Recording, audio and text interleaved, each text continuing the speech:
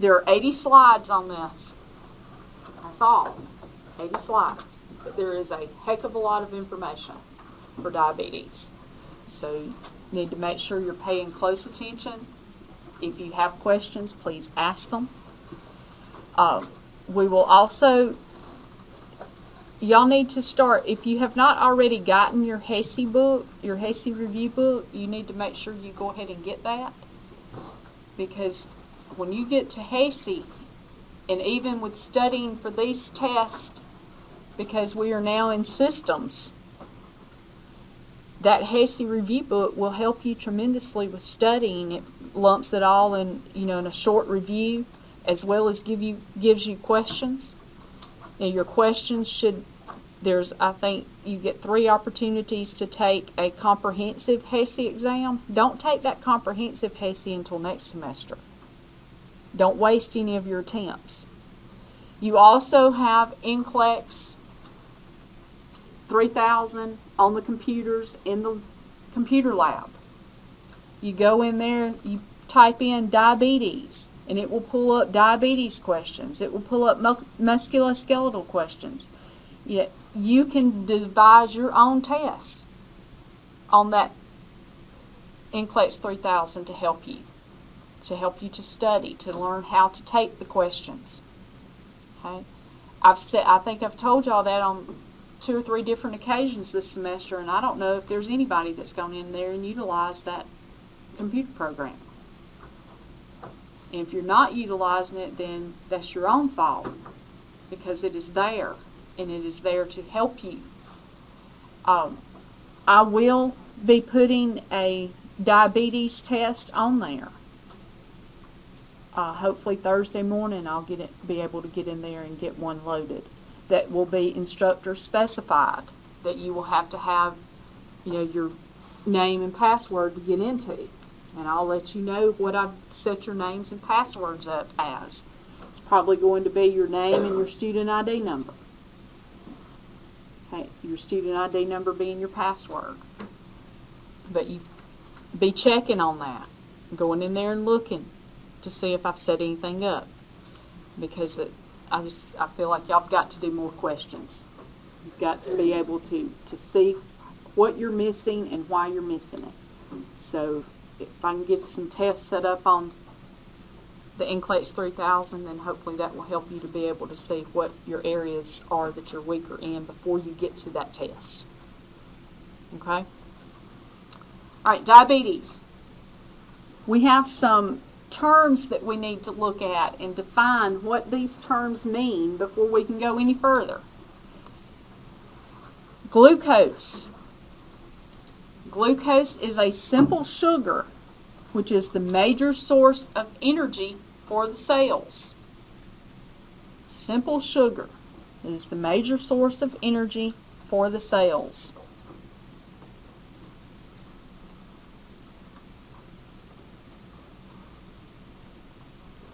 Insulin is a protein hormone that is secreted from the beta cells of the pancreas. A protein hormone secreted from the beta cells of the pancreas.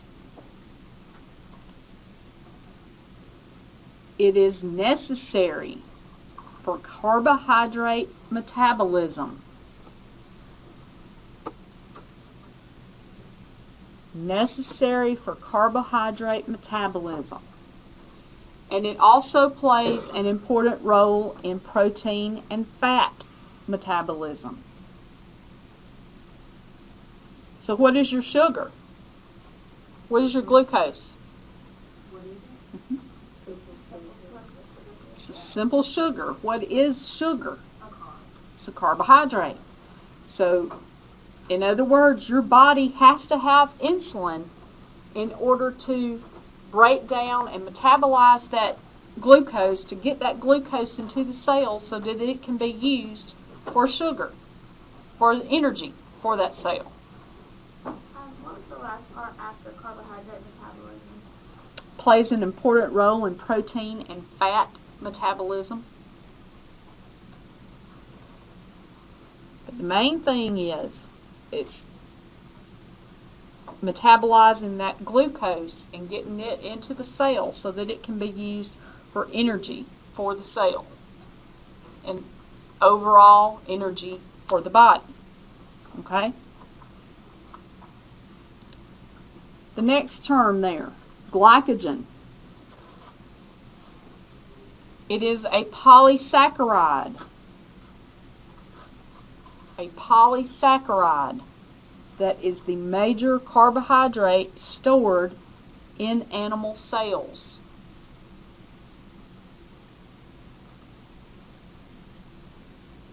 Major carbohydrate stored in animal cells. It is formed from glucose and stored mainly in the liver and in some muscle cells.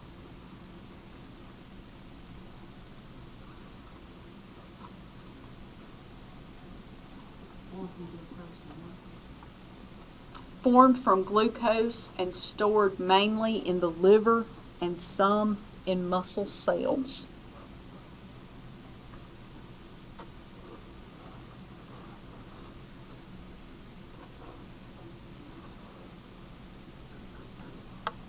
Glycogenesis, or glucogenesis rather. The synthesis of glycogen from glucose in the liver.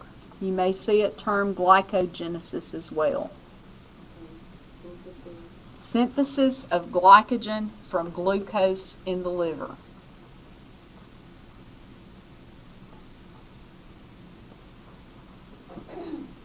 In other words, the glucose gets to the liver and the liver converts that glucose into glycogen and stores the glycogen there in the liver.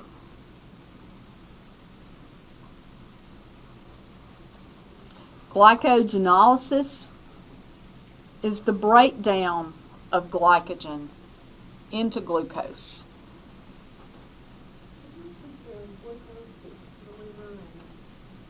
The glycogenesis or glucogenesis, the synthesis of glycogen from glucose in the liver. So it's where the glucose gets to the liver and the liver converts the glucose into glycogen and stores it as glycogen.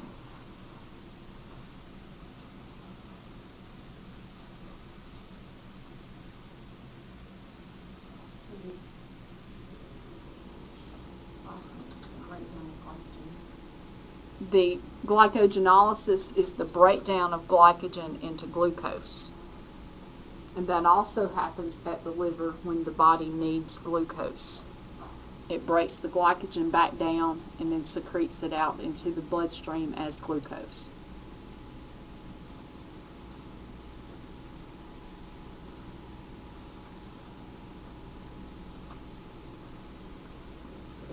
Glucagon is a hormone that is produced by the islets of Langerhans, which is located where? In the pancreas. That stimulates the conversion of glycogen to glucose in the liver.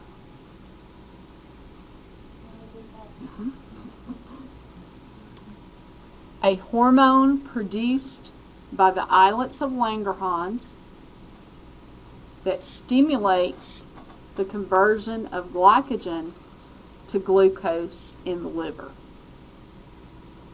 So you think about this. You've heard of patients having to have glucagon as an injection when their blood sugar bottoms. If we don't have D10 or D5 that we can give patients that drop their glucose level, we give them glucagon as a sub-Q injection because it stimulates the glycogen being broken down and secreted as glucose back into the bloodstream so that it brings the blood sugar back up. Okay? Does that make sense? So we can give that glucagon as an injection to that patient to get more glucose back into the bloodstream to bring it back up. Does that make sense?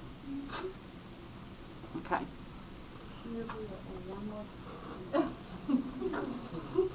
I got half of it. Glucose in, glucagon is a hormone produced by the islets of Langerhans that stimulates the conversion of glycogen to glucose in the liver. So glucagon works on what organ? On the liver. It doesn't do anything to the pancreas.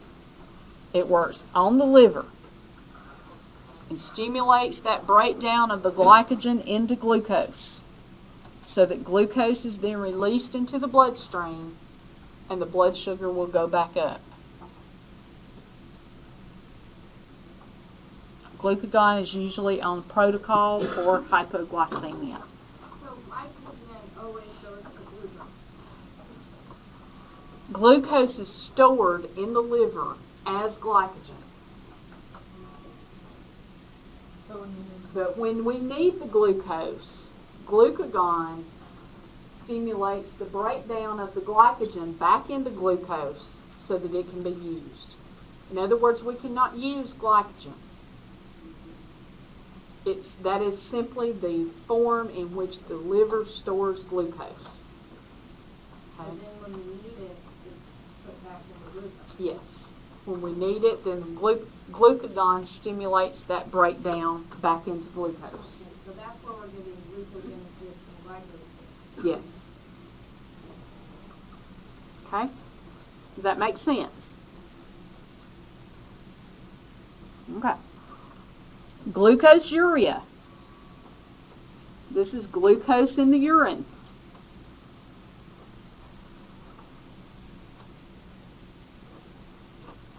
Glucose in the urine. Usually due to ingestion of large amounts of carbohydrates, renal disease, or diabetes. For those of you that have been pregnant, when you go to the doctor's office, that's one of the things that they check the urine for every time you go. Is to see if you are getting glucose spilled over into the urine. You want large amounts of carbohydrates, renal failure, or diabetes. I very well remember after working third shift one morning going to the doctor, them checking my glucose in my urine, or checking my urine. I had had a Reese cup about 2 o'clock that morning with a Coca-Cola. I had about 4+ glucose in my urine due to that Coke and that Reese. So But someone just ain't nothing but carbs, sugar, and we have that. I have no protein in their diet whatsoever. right, they would have glucose in the urine, even if it's just that one meal. You know, you would have glucose in the urine because it cannot. The body does not need that much glucose, and so therefore it's excreted through the kidneys. Okay, the function of the pancreas. The basic function of the pancreas is that it secretes digestive enzymes, insulin, and glucagon. Because remember we said that glucagon was a hormone that was secreted by the islets of Langerhans.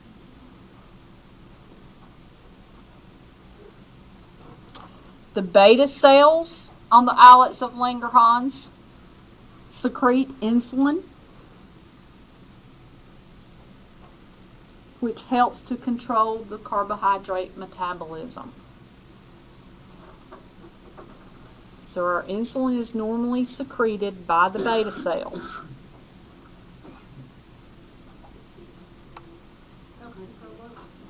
To help to control, how did I say it?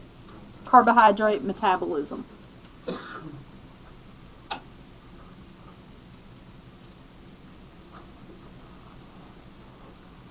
So if it's not secreting the insulin, what is the carbohydrate metabolism going to do? It doesn't metabolize. So what do we get? The blood sugar goes up.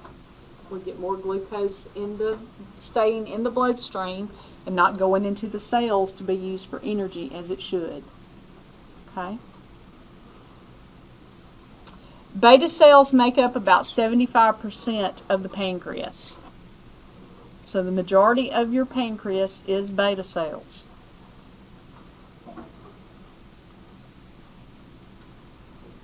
The alpha cells secrete the glucagon. They make up about 25% of the pancreas. And why would we need the glucagon to be secreted? Not just to break down glucose, but so that we have glucose going back into the system, because we don't want to have no glucose in the system, do we? No, because what would happen then? We wouldn't have enough sugar. We'd all be hypoglycemic all the time. So the glucagon that's secreted by the alpha cells is counteracting the insulin that's being secreted by the beta cells. So it kind of takes care of itself. It keeps it all in control, that one organ. Okay?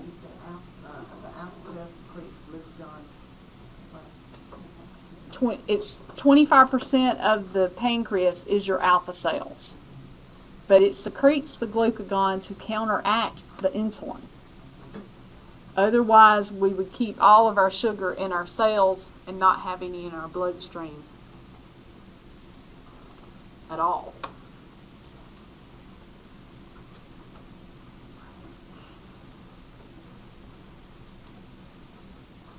If we used up all the glucose, then what is the cells going to have anything for energy? No.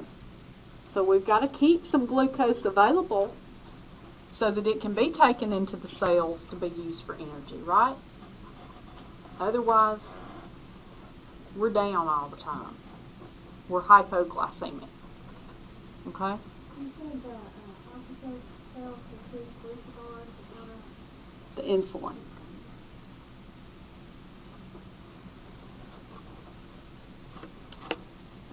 Okay, the term American Diabetes Association.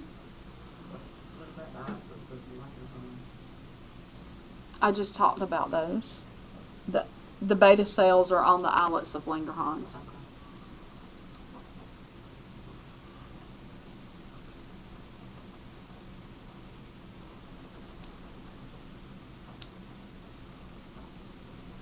As well as the alpha cells, which is a portion of the pancreas. Okay, your American Diabetes Association is your nation's leading nonprofit health organization that provides for diabetes research, information, and advocacy for diabetic patients.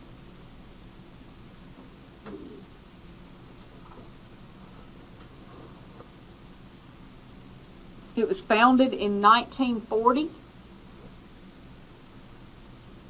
and it conducts programs in all 50 states.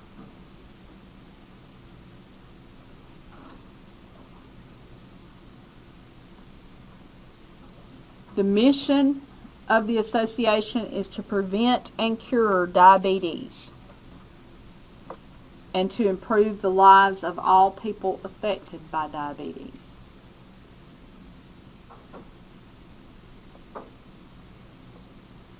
We do not at this point in time have a cure, but that is something that the Diabetic Association continues to strive for.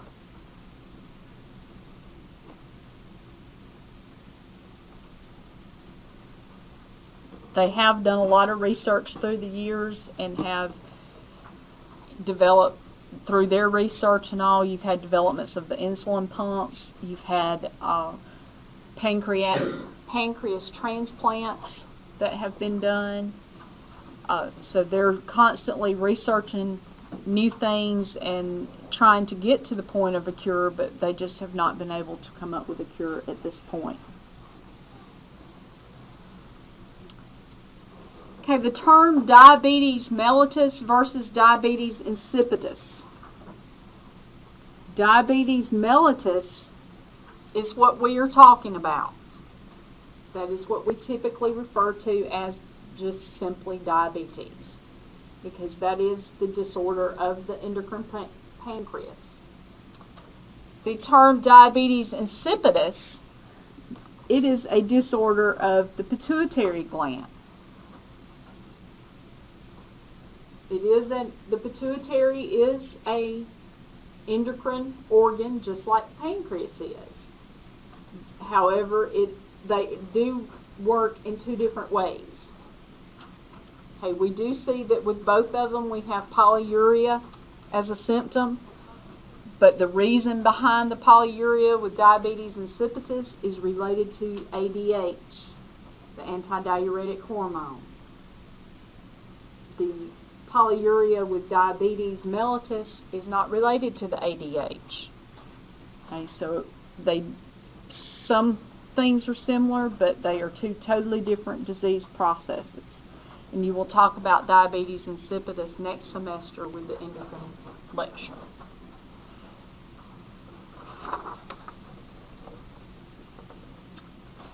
With diabetes mellitus, you have two types, type 1 and type 2. We used to refer to them as insulin dependent and non-insulin dependent. We no longer refer to them in that manner because we do still see type 2 is mainly non-insulin dependent, but we do at times see our type 2 diabetics receiving insulin, okay, because their body is not producing enough. And you will sometimes see them on oral agents as well as insulin injections. So that is no longer a term that is applied to the two types. We refer to them as type 1 and type 2.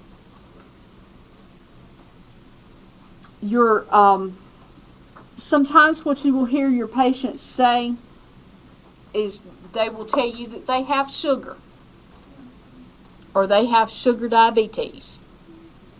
They may tell you, I have high sugar. These are common terms that you will hear your diabetic patients saying because they don't always understand type 1 versus type 2, and we will look at the specific differences in the two. But you will simply hear your patients saying, I have sugar diabetes, or I have sugar. That's just layman's terms, and they don't necessarily know or understand whether or not they have type 1 or type 2 a lot of times. Sometimes physicians just don't totally explain that to them. They just know they have sugar, and it gets high sometimes. A lot of the older ones say that too. Your older patients particularly, yes. It is a chronic disease that results from deficient glucose metabolism.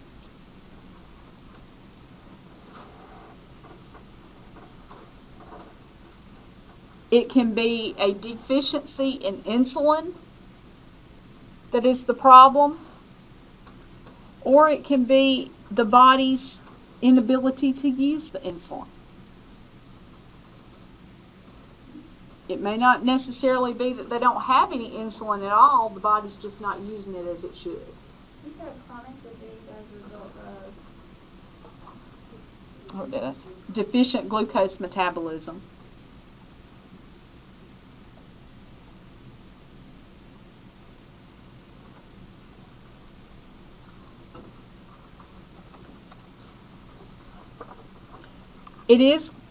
There are other disease processes that can cause insulin that are cause the patient to become insulin dependent or to become dependent upon oral hypoglycemic agents due to secondary problems.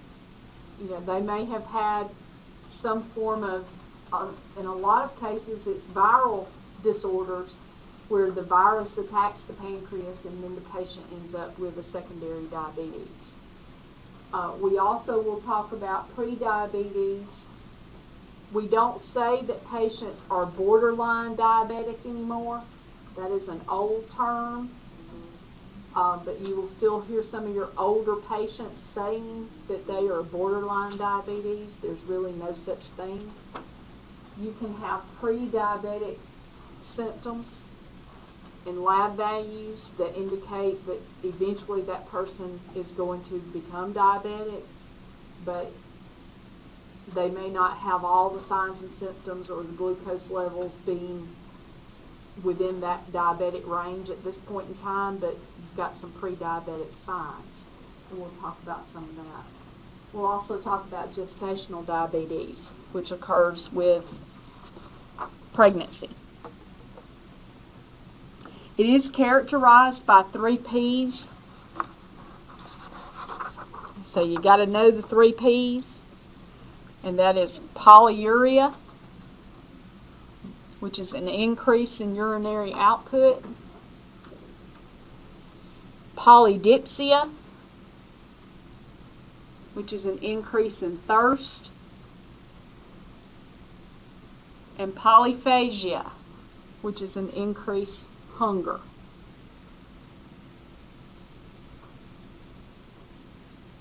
Okay.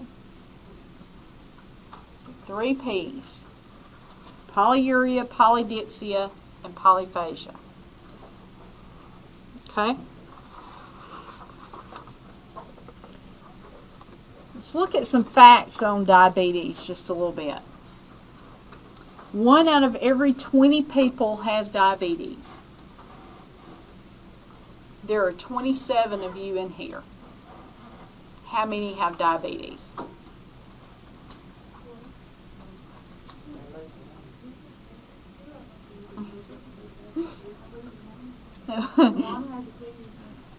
Oh, we have somebody else raising their hand too.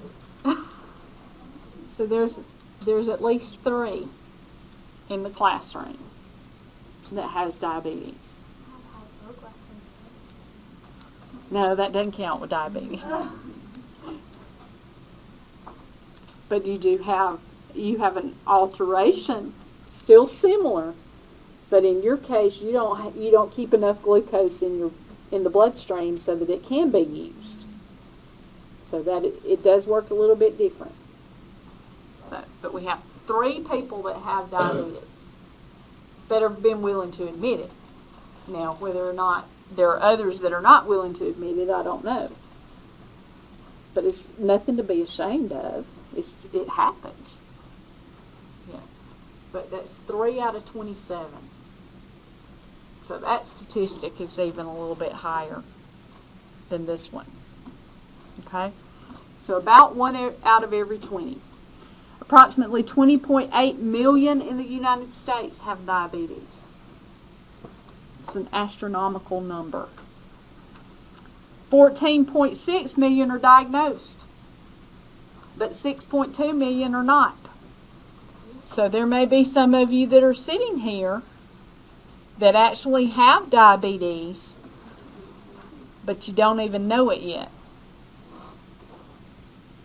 You haven't been diagnosed with it.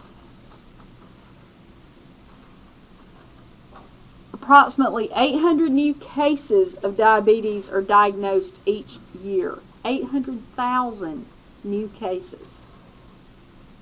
2,200 being diagnosed each day. That's a lot. And that number is rising due to particularly our childhood obesities that we're seeing now. Yeah. And they end up with, that's also one reason where they changed the terminology. Type 1 was insulin-dependent diabetes, and type 2 was non-insulin-dependent diabetes. And type 2 didn't occurs most often after about the age of 35 to 40 is when people become diagnosed. Well, now what we're seeing, where type 1 was typically from childhood, juvenile diabetes is what it was also termed, now we're seeing that we have type 2 diabetics in our children. And it is because of the great increase in obesity rates in our children than them actually having type 1 where there's, for whatever reason, they're not producing insulin. Okay? So we are seeing those changes occur. Some other stats here. Diabetes is the 7th leading cause of death in the United States. The 7th leading cause of death is diabetes. It is also the leading cause of non-traumatic amputations.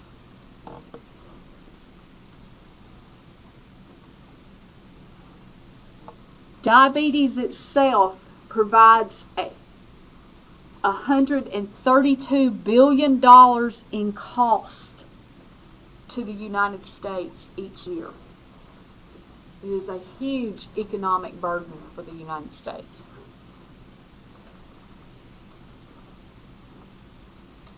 The key is prevention, early detection,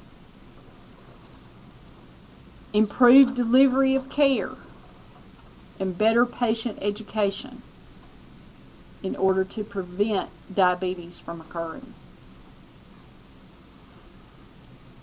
Risk factors. There are 3 main groups that are at a very high risk. Can you name any of those 3 groups? Now I'm talking about nationalities. Low income? Or is that what you're talking African Americans. Okay. Nope. Alaskan Indians. Indians. Okay, Native American Indians.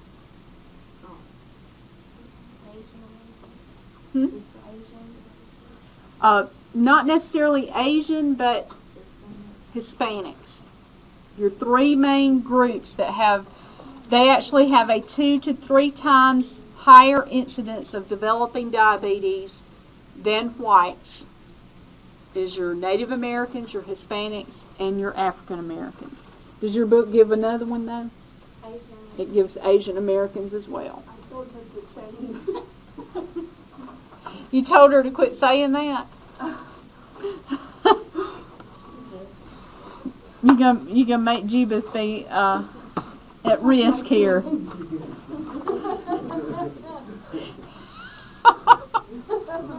She said she hurt her feelings.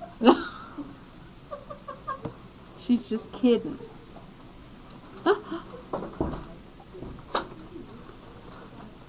Okay, so with the inclusion of Asian Americans in your book, that gives you 4 main ethnic groups that are a 2 to 3 times greater risk than white or Caucasian individuals.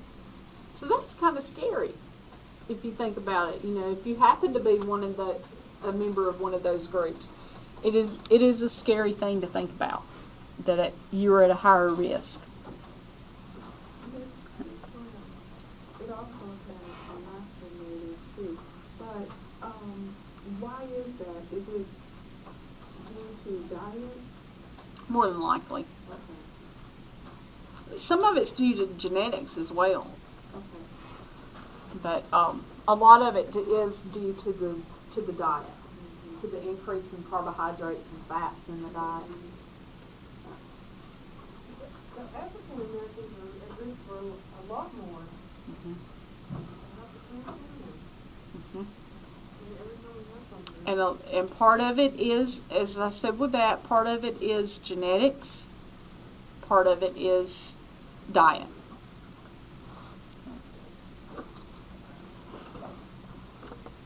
Okay, diabetes is the leading cause of blindness. 12 to 24 1,000 per year. That K stands for 1,000.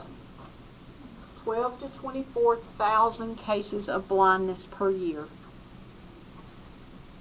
End-stage renal disease, ESRD, 28,000 per year.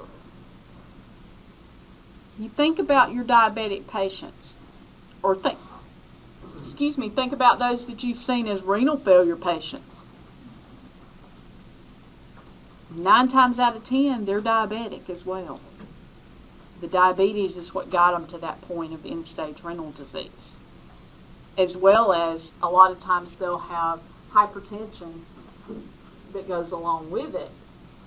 But the diabetes was the initial culprit in the whole process, because they might not have been hypertensive if they were not diabetic. And then they wouldn't have ended up with end-stage renal if they hadn't have been diabetic. So it all works hand in hand together. Non-traumatic amputations, 56,000 per year. And they, as we said, they are the leading cause of non-traumatic amputations. Heart disease and stroke, 77,000 per year.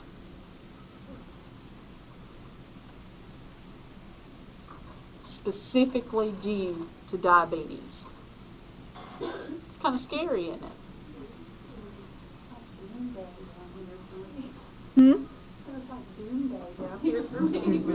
The key is, though, that you take care of yourself and that you keep your blood sugar under control.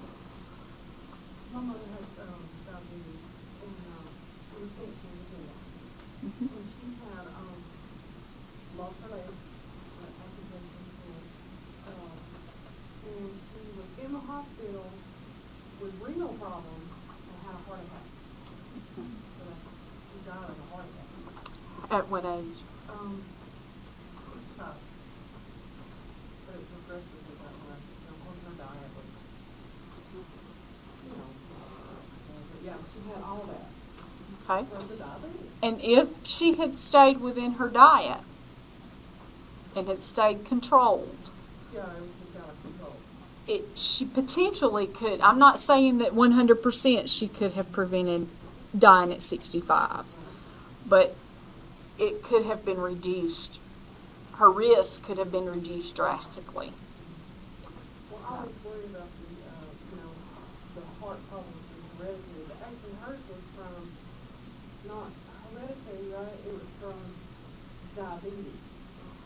A lot of it probably was. I can't tell you 100% because I don't know her total history, but the chances are that the heart attack was related to the diabetes. Yeah, my grandfather had like 4 heart attacks, but he has been diabetic for 40-something years, and he's had open heart surgery years ago because of the diabetes. Because Right. of the diabetes. Yeah. Right. My mother wasn't diagnosed until 40, in her 40s. So she was what type? The Type 2 diabetes. Well, back then it was 1. Not if she wasn't diagnosed until she was 40. Oh. Well, she called it 1. Type 1 was your insulin dependent, and that you were typically insulin dependent from childhood. I had a friend who was type 2.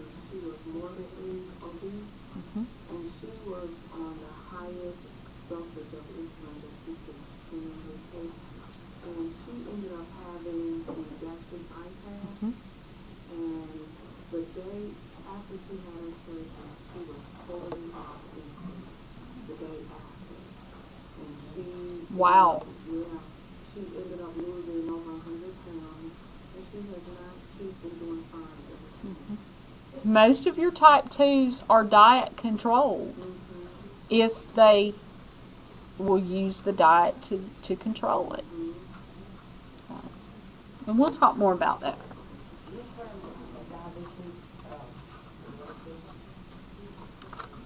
It can be, yes. It does have a familial tendency and runs in the family. So yes, it can be genetic, or it can be due to the diet, and the body just gets to the point where it cannot handle all that glucose. Type 1 would be more of a hereditary. Yes, that is correct. Because my grandmother and mother had type 2. They were diagnosed in like 30 years. Still, type 2 can have some genetic tendencies, but most often your type 1 was more related to genetics than type 2. Yes. They end up on dialysis. That is correct. And I am guessing from folks getting up, y'all need a break. So let's pause right here for a little bit.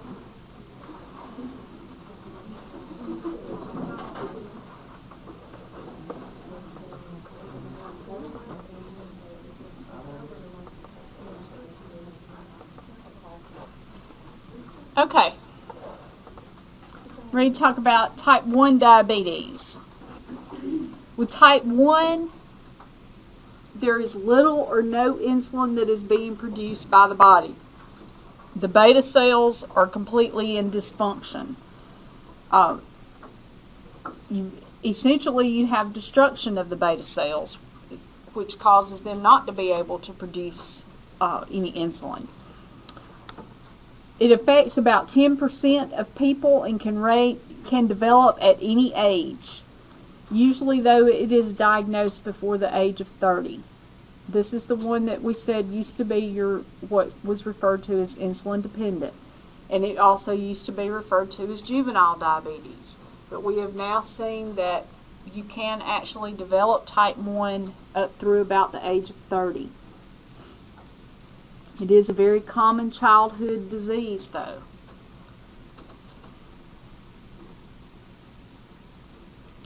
The etiology or risk factors, it is an inherited trait, or it can be caused by environmental factors.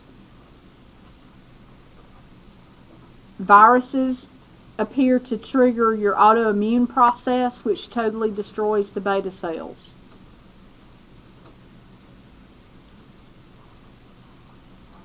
We do see epidemics more often in the spring and in the fall, or diagnoses of type 1 diabetes in the spring or in the fall due to the viral epidemics during those seasons.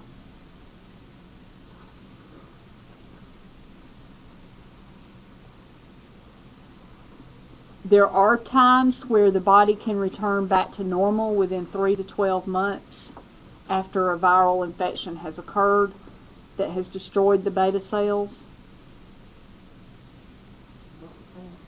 There are times that within 3 to 12 months the beta cells will resume normal functioning after the virus has destroyed them or has caused them to become damaged. In this case, for type 1, there is no preventative treatment, but exercise and nutrition may limit the complications.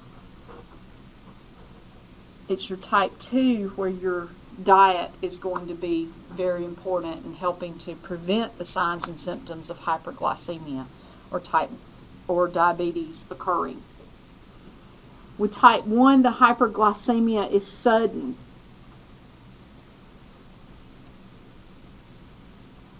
With DKA being the first indication of disease. DKA is diabetic ketoacidosis. So a lot of times the patient with type 1 diabetes does not even know that they have type 1 until it has gotten so high that they go into DKA and end up in the emergency room. There are some patients that won't know they have diabetes, and they're usually type 2 until they develop some type of infection process. I have an aunt that found out that she had type 2 diabetes when she had continual UTIs it just wouldn't go away. It wouldn't get any better. She'd have severe itching and severe redness to the vaginal and urinary meatus, and it never got better. And so they ended up putting her in the hospital, and that was when she was diagnosed with type 2 diabetes, because her blood sugars were so high at that point. Your treatment as far as your type 1 diabetic is going to be insulin, diet, and exercise.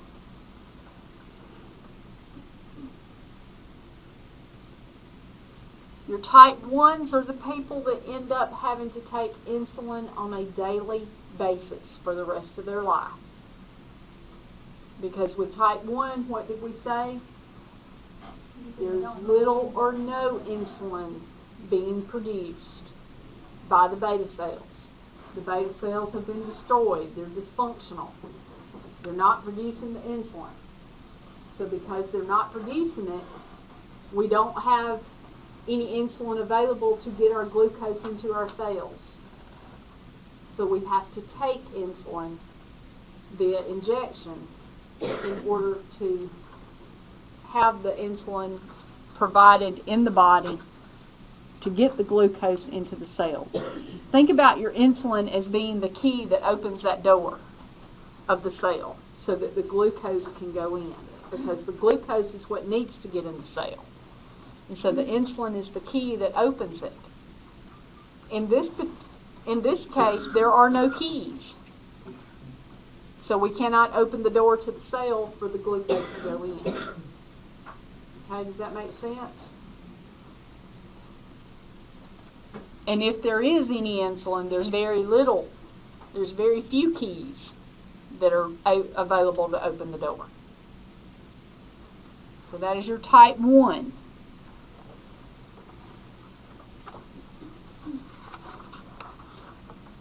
How did we say that we can have type 1 develop? Hey, it either is environmental or hereditary. And then with environmental, which is the most common one that we would see, is going to be your viral infections that are destroying the pancreas. That are destroying those cells. It's an autoimmune response.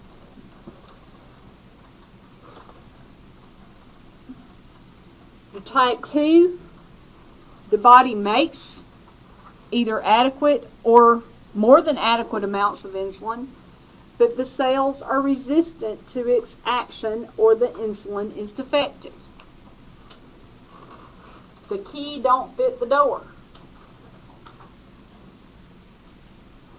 Okay, you have insulin, but it doesn't look like the key fitting in the door. The key won't go in to open it up because it's defective.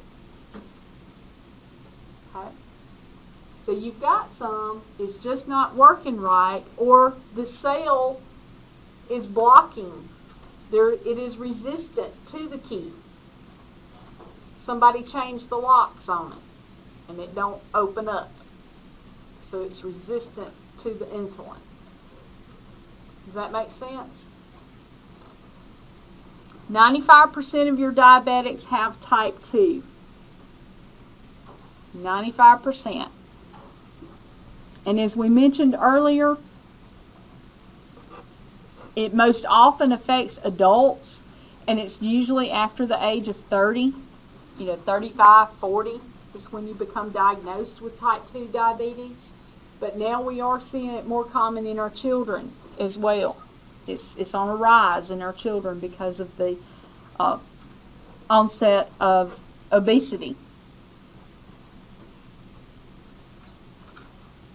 Your risk factors are obesity. That is one of your major risk factors. Usually a greater than 20% ideal body weight.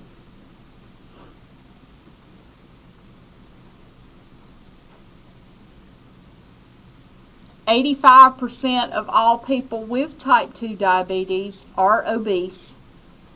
So that only leaves you about 10% that's not. 85% of all people with type 2 diabetes are obese.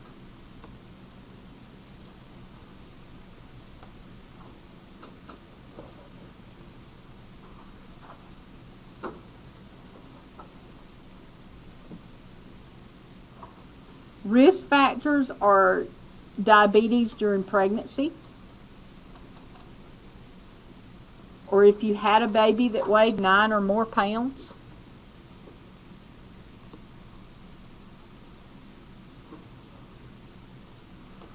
Stress, illnesses, injuries, and sedentary lifestyles.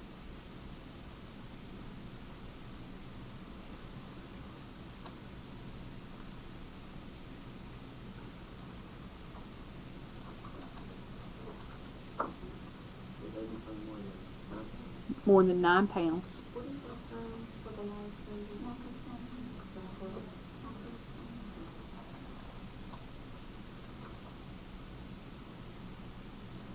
The pathophysiology with type 2, you have a limited beta cell response to hyperglycemia. A limited beta cell response to hyperglycemia.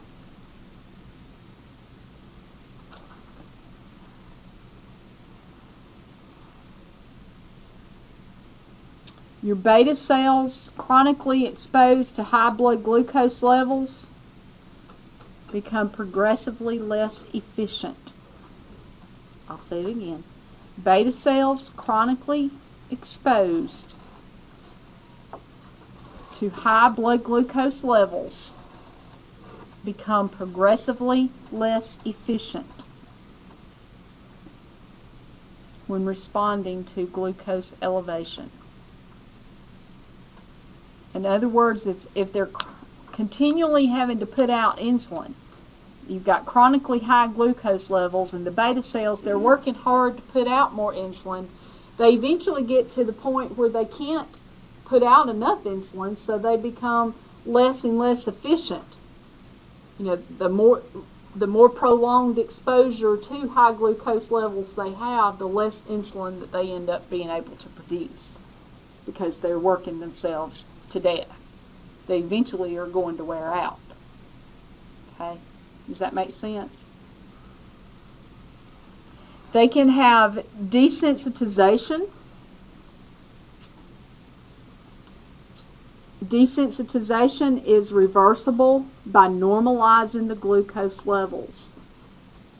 So in other words, this patient that has type 2 diabetes, they have been diagnosed. They go on a diet, they get their carbs back to where they need to be, they lose weight. The beta cells will eventually go back to producing the normal amounts of insulin. Okay? So that's one way. You've got desensitization because of the chronic exposure to high glucose levels. It gets to the point where it says, well, the heck with it. It's going to be high no matter what I do. And so it begins to stop functioning as it should. Stops producing the insulin as it should. Okay? Then you get it back into normal levels, and it starts back producing normally like it should. Insulin resistance occurs in liver and peripheral tissues. Occurs in liver and peripheral tissues. Glucose production continues, even if there is a high plasma level. Muscle and fat tissues are unable to increase the glucose uptake.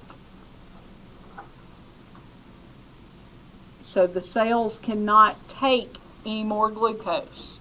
They become insulin resistant. They won't let the insulin open the door for the glucose to go in.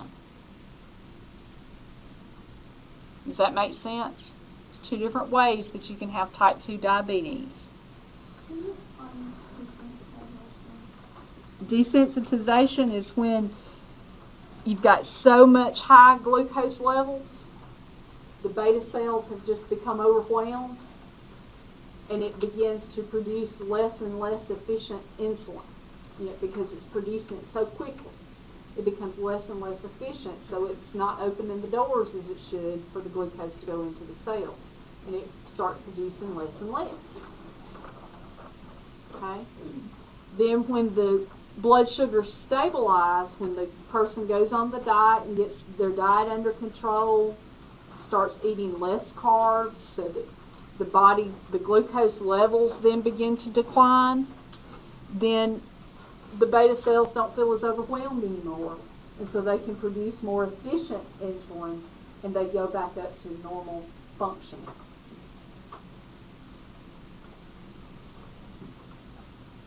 And then with insulin resistance, you've got those high glucose levels. The cells just cannot take in any more glucose, so the cells become insulin resistant, and therefore, even though you may be producing some insulin, or you may be being given insulin, sometimes the cells just don't want to take it because they've had enough. They've had all they can take, and so it won't open the door anymore. They become resistant to the insulin. Does that make sense? Okay. Everybody, does it make sense? So with type 1, what did we have? Little or none being produced at all. It sure wasn't enough sufficient for the amount of carbs that the patient was taking in, right? Okay, what do for type 1? We give them insulin. They have to have the insulin. Okay? Diet and exercise. We do make some adjustments with that. What do you think your typical type 1 diabetes patient's going to look like?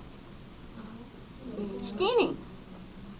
Skinny, because we didn't have any insulin to use to allow the glucose into the cells in the first place, so that it could be used for energy or stored eventually for fat. So they're very skinny, typically. Not always, but typically. Okay, then with type 2, what does that person look like? They're typically obese. Again, does not always fit that picture, but that is your typical type 2 patient. Okay? With type 2, the bottom line is that there is some beta cell function, but it varies from person to person as to how much insulin is being excreted or being produced.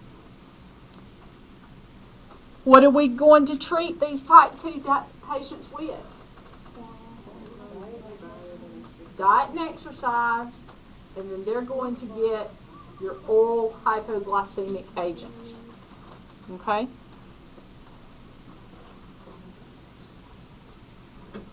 A third of your type 2 patients, however, will need to be given insulin. A third will need to be given insulin because their beta cells are just simply not producing enough insulin, or it is defective and not able to open the doors of the cells to allow the glucose to go in. So a third of them will need some insulin. It is of gradual onset for type 2 diabetes. We said type 1, most often it's boom, it's there, they're DKA before they know it. Okay, with type 2, it's a gradual onset. Their blood sugars progressively get higher and higher.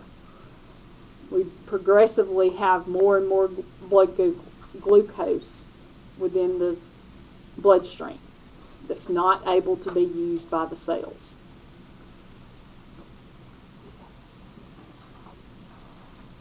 It may actually have, the patient may have some signs and symptoms, or it may be present for 6.5 years before the patient ever knows that they're diabetic, before they ever present with symptoms that would lead them to the doctor to be checked.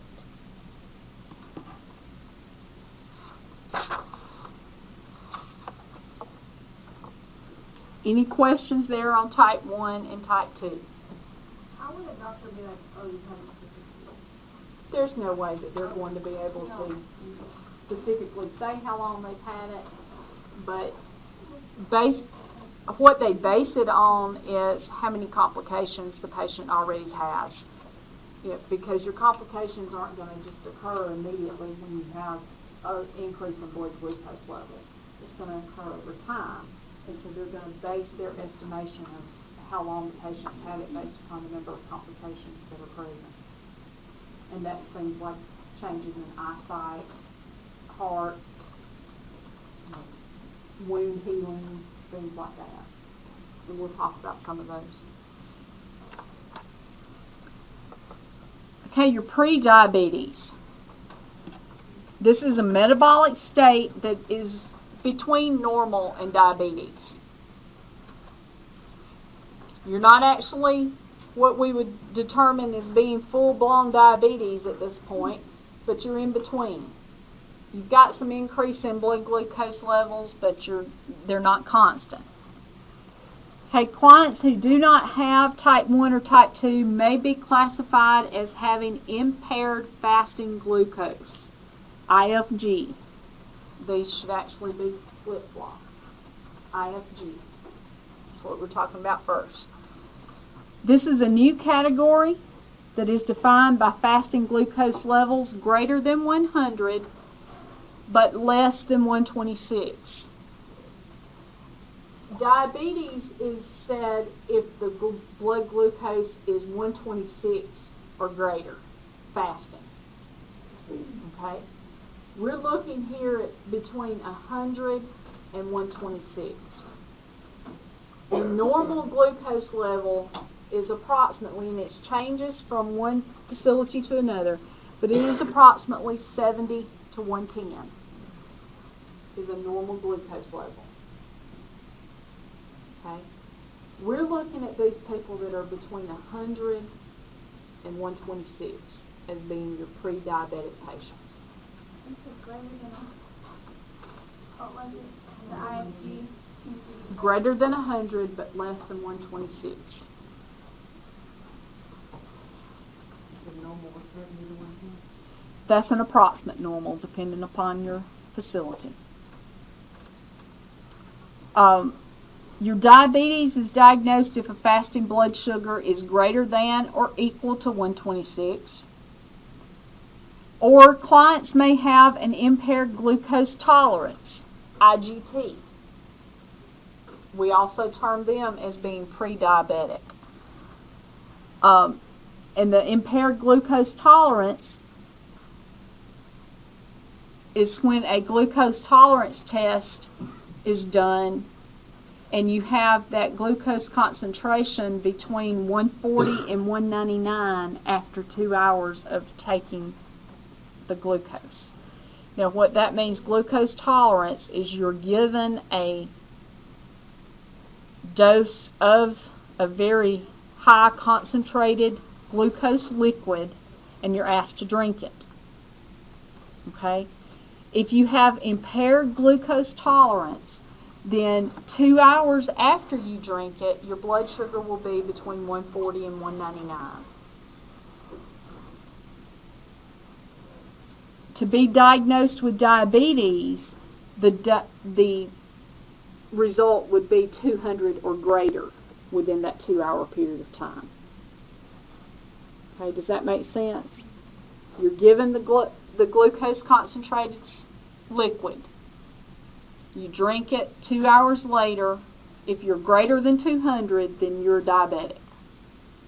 If you're between 140 and 199, then you're diagnosed with impaired glucose tolerance, which means that more than likely you're going to end up becoming diabetic, but we make them get you under control, get you on a diet and get everything under control before you actually reach that point. So you've got impaired glucose tolerance, and then you have impaired fasting glucose. And what did we say the range was for an impaired fasting glucose diagnosis? Greater than 100 and less than 126. fasting glucose of 220 would be what? Diabetic. Okay. Does that make sense? Okay. Your pre-diabetes actually usually occurs prior to the onset of type 2. So you will see that they will range within that pre-diabetic level prior to them developing type 2 diabetes, which would make sense.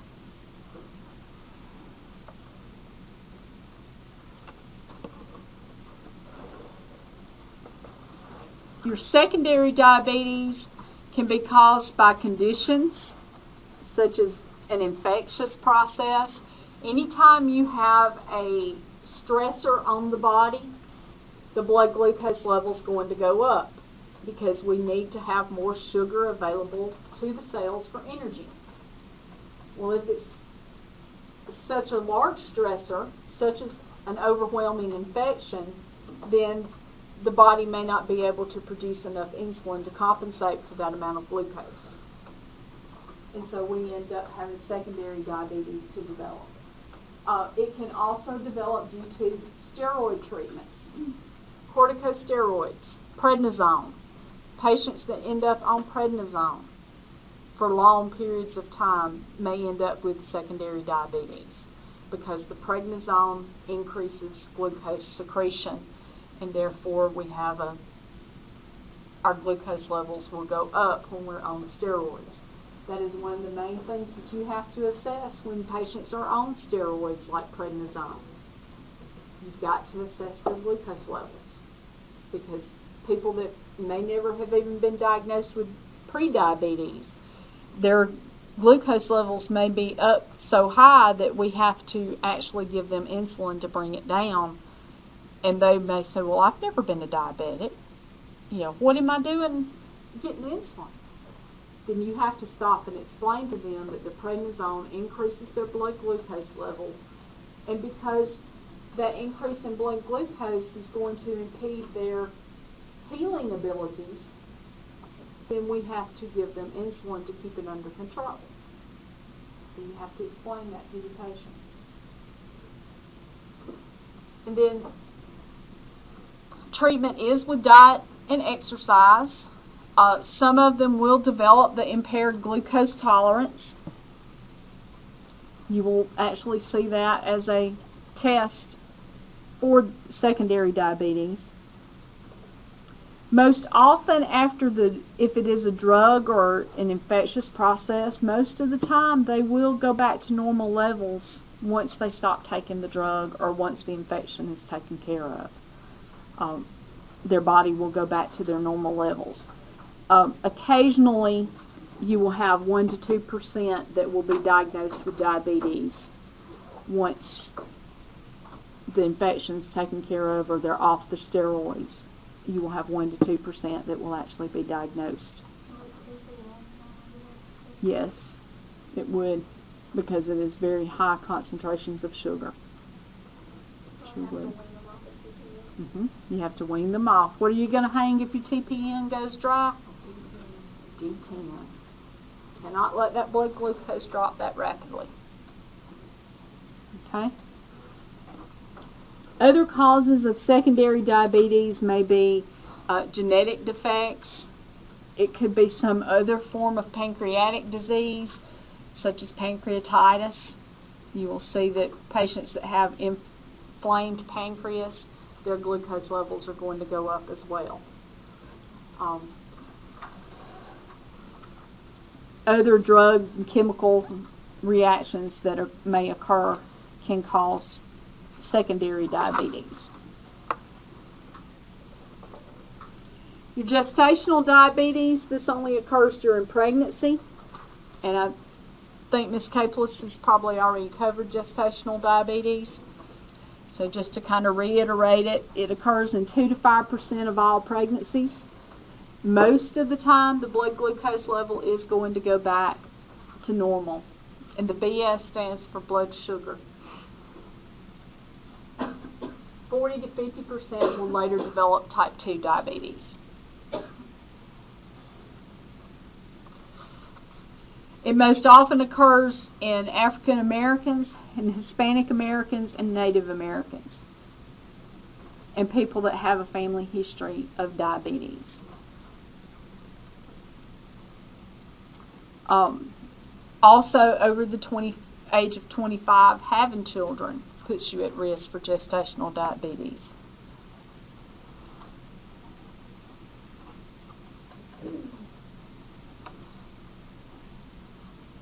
If they're already a diabetic, then you want to make sure that they have good glucose control prior to becoming pregnant. If they are a type 2 diabetic, then they may end up having to have insulin during pregnancy, if they are already a diabetic before they get pregnant.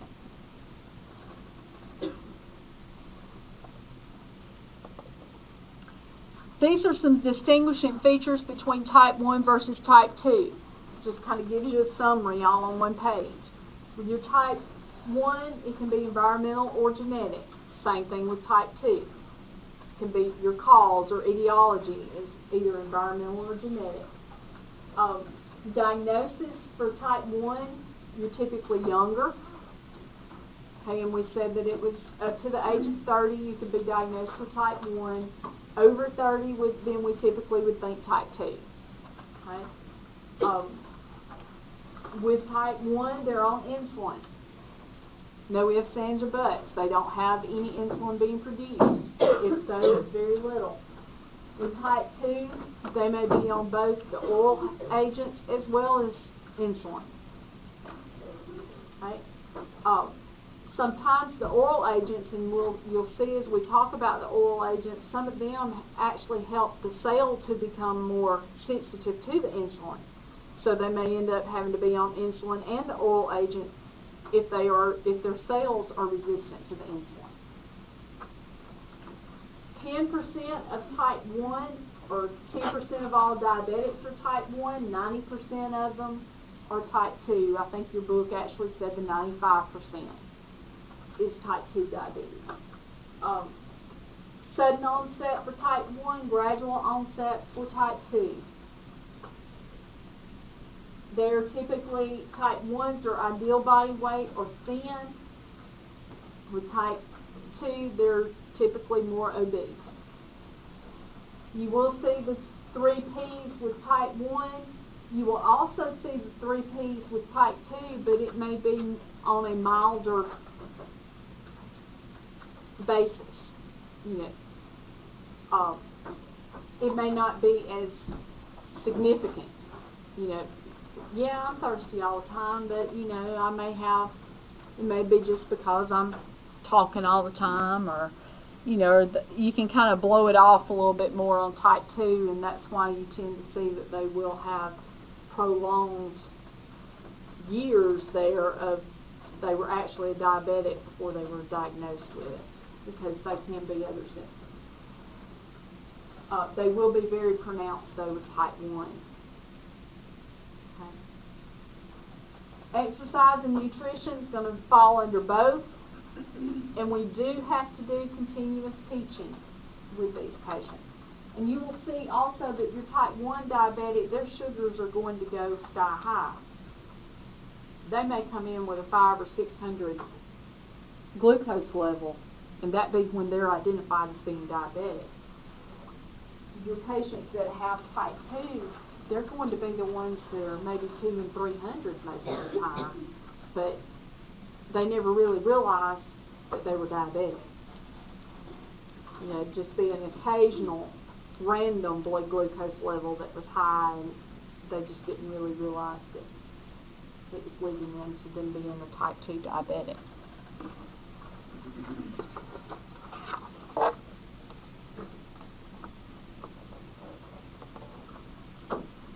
Okay, this is how your insulin, or how your pancreas responds to your hyperglycemia. You have a high blood glucose level. The normal production here is the pancreas releases the insulin, causing the cells to take up the glucose into the bloodstream. At the same time, we're taking in blood glucose into the cells, the liver then is going to produce some glycogen and help to then reduce these blood glucose levels. Because what's going to happen, what is the liver doing? We're taking some of this glucose that's available in the bloodstream. What are we doing when we're producing glycogen? What's it going to do with it? It's going to store it. So it's going to store that glucose as glycogen. And so because your cells are taking the insulin in and the liver is then storing the glucose as glycogen, our blood glucose level falls. So it's working hand in hand together. Does that make sense? Because if your pancreas is releasing insulin as it should, then we're not going to have an overabundance of glucose in the cell or floating around in the bloodstream, because it's being taken into the cells and then the liver's doing its job by storing some of that glucose for later and causing that blood glucose level to drop. Does that make sense? Can you know what the liver does? The- Okay, the pancreas secretes the insulin, which causes the cells to take up the glucose, and the insulin being secreted. The liver is the liver to take up the the glucose in the blood and store it as glycogen. glycogen. So therefore it's no longer in the bloodstream. And then glucagon is secreted. Glucagon is secreted by the pancreas Which makes the glycogen in the liver turns into back into glucose when it's needed. When we don't have enough glucose in the bloodstream, then it's going to secrete the glucagon. The liver is then going to release the glycogen as glucose and cause the blood sugar to go back up. Does that make sense? Okay. Just listen to what I'm going to tell you right now. Cells that require insulin as a carrier for glucose can take in only about 25% of the glucose that is required for fuel. Nerve tissues, erythrocytes, cells of the intestines, the liver, and the kidneys do not require insulin for glucose transport. However, your adipose tissue, along with skeletal and cardiac muscle, does require insulin for glucose transport. Without adequate amounts of insulin, much of the ingested glucose cannot be used. Okay? Does that make sense? So the bloodstream takes the glucose to the skeletal muscles. Mhm. And Where it can be used for energy. where does the glucose go? Into the urine that's not being used? If there's not enough. You're going to have some that's going to be taken out through the GI tract, but most of it will be excreted through the urine. That's why when you have such large amounts of carbohydrates that you see the urine glucose level is elevated, because it's all spilling out, being excreted out through the kidneys. Okay, everybody understand? I'm getting a few nods, but not. Okay, this is what happens when you have hypoglycemia. The pancreas releases the glucagon, which is what we just said. The liver breaks down the glycogen, and the blood glucose level rises. Does that make sense? Just gives you another little picture to look at to kind of pull it together. Let's go back to this one. This is hyperglycemia. High glucose, release of the insulin, the cells take up the glucose, as well as the liver produces the glycogen, stores the glucose as glycogen, and then the blood glucose levels fall. Here, we're hypoglycemic, we have a low blood glucose level, so the pancreas releases the glucagon, which stimulates the liver to release the glucose that it has stored as glycogen, causing the blood glucose level to go back up. Same thing that your injection of glucagon is going to do for that patient. Okay? Because for whatever reason, maybe we had too much insulin on board, blood glucose level falls. Well, if the pancreas isn't working to produce the insulin, chances are it's not working to produce the glucagon either. So we've got to give them the glucagon to stimulate that release of glucose back into the bloodstream. Okay? So that glucose level goes back up. Make sense? Diabetes, does the liver still store? It still stores the glucose. It does. But since the pancreas doesn't work, Then it's not releasing the that's why you glucagon have. either. That's why you have to inject. Okay. So it just stays in the liver. Until for some other reason it may release some, but it's not going to release it as it should. Okay. Making more sense to you? Yeah. I got the pancreas part. I just Didn't think about the fact that there was other organs involved in it either, did you?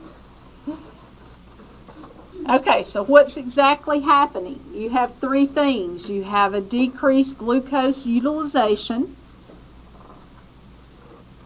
because without adequate amounts of insulin, then the glucose cannot be used by the cells.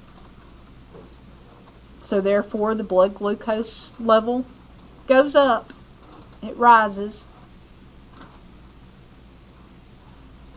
The liver cannot store the glucose without proper insulin.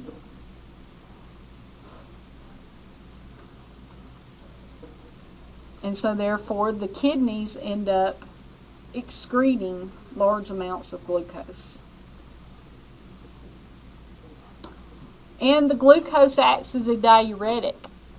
And because it acts as a diuretic, then you also lose a lot of water. So what is the patient going to do? They're going to dehydrate. With DKA, the blood glucose levels are extremely high. They have polyuria,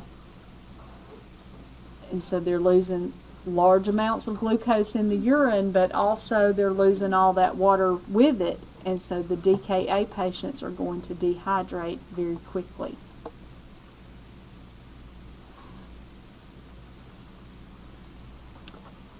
The second thing you have happening is increased fat metabolism. The body turns the fat stores into energy because they don't have glucose being produced for energy. The glucose is unavailable. It's all stored in the liver because the insulin, it doesn't have any insulin to cause it to be released. Okay? So glucose is not available. We got to have something for energy. So the body breaks down the fat and uses it for energy. When you have that fat breakdown occur, you have ketones being released as byproducts.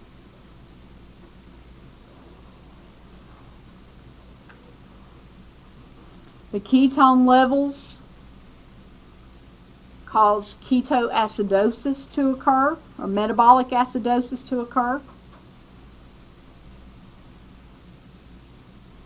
Sodium also gets eliminated along with the water, and so that further increases the acidosis.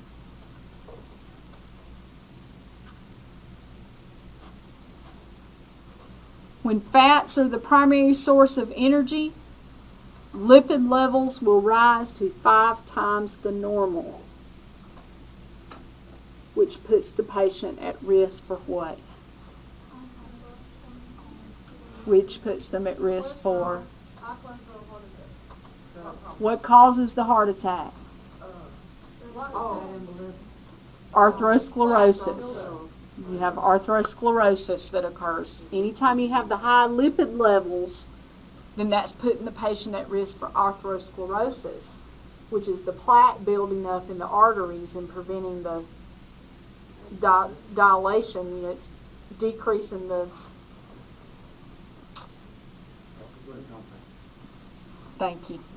the circumference of the vessels. So you don't have the blood flow going through the vessels as you should. The hardening of the arteries.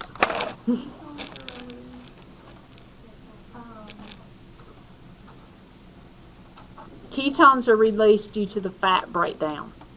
We're breaking down fat to be used as energy because the glucose is not available for usage. I was sick one time when they did the urinalysis and there was ketones in there. You were dehydrated. Yeah. You had not been eating and taking in the carbohydrates in that particular case. And so therefore you still had no glucose available for use by the cells for energy. So your body began to break down the fat. That's what happens when you go on the no-carb diets. Okay, now, so then when you go on a no-carb diet, then you're at a greater risk for heart attack? Because of the ketone, you don't get ketone acidosis. Yes, you do. You do. You're You're not taking in your carbs. So then you're at a greater risk for heart attack? It's not a healthy diet. You should never eliminate something out of your diet completely. Just Right. it's a balance. But by doing that though, Jackie, you put more fats being available in your bloodstream, which made them be available to cause arthrosclerosis. So, no carb diets are not healthy at all.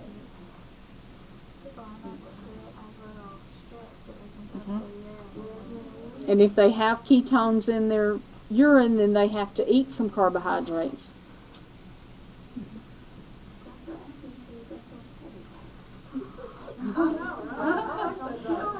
You can't always believe everything you read.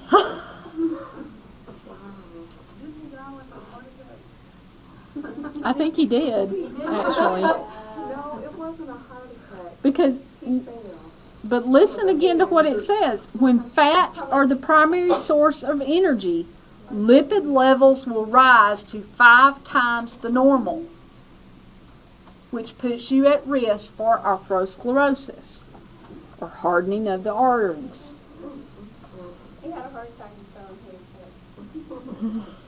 in. Okay, the third thing that happens is you have increased protein metabolism. Insulin stimulates protein synthesis.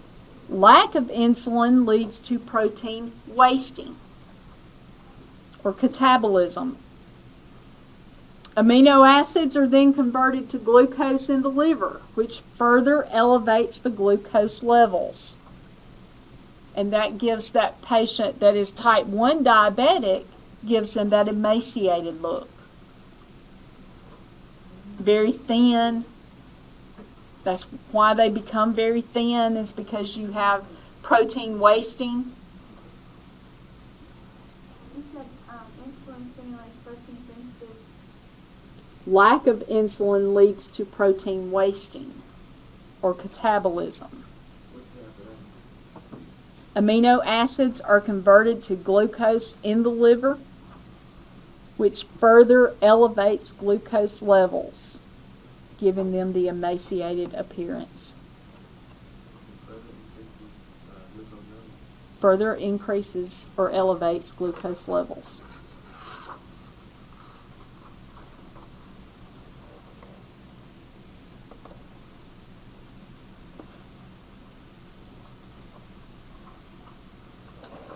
With insulin deficit, you have an increased glucose production. Your body's got glucose being produced in the body all the time, but you have a decreased utilization. So therefore, they become hyperglycemic. The glucose is not getting into the cells to be used as it should. You have osmotic diuresis occur. Remember, that's what we just said. The glucose acts as a diuretic. So you have osmotic diuresis occurring, which leads to dehydration. Dehydration then leads to renal insufficiency as well as hypovolemia. Because if it's renal insufficiency, it's going to be hypovolemic, right? Because you're not getting the blood flow there as you should. You then further increase or become hyperosmolar. You also have you're going into shock. You have fluid shifts beginning to occur, and intracellular dehydration occurs. Over here on this side, you also have tissue hypoxia because your blood flow is not getting to the tissues as it should because you're dehydrated. You also then begin to have more acid buildup because your cells, due to the tissue hypoxia, begin to produce lactic acid. And so you have lactic acidosis. So you're in total metabolic acidosis here, which leads to a coma because your brain cells are not getting the sugar that it needs to function due to the lactic acid buildup and the dehydration. And so the tissues or cells in the brain will begin to die. DKA. Does that make sense? Okay.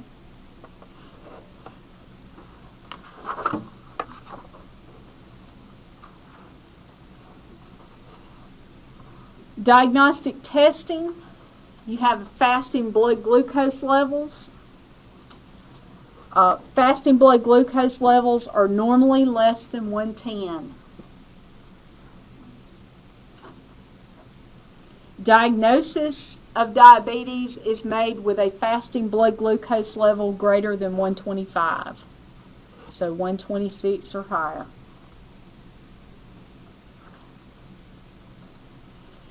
Values that are between 100 and 125 indicate impaired fasting glucose. Your critical values in adults are those that are less than 60 or greater than 500. Can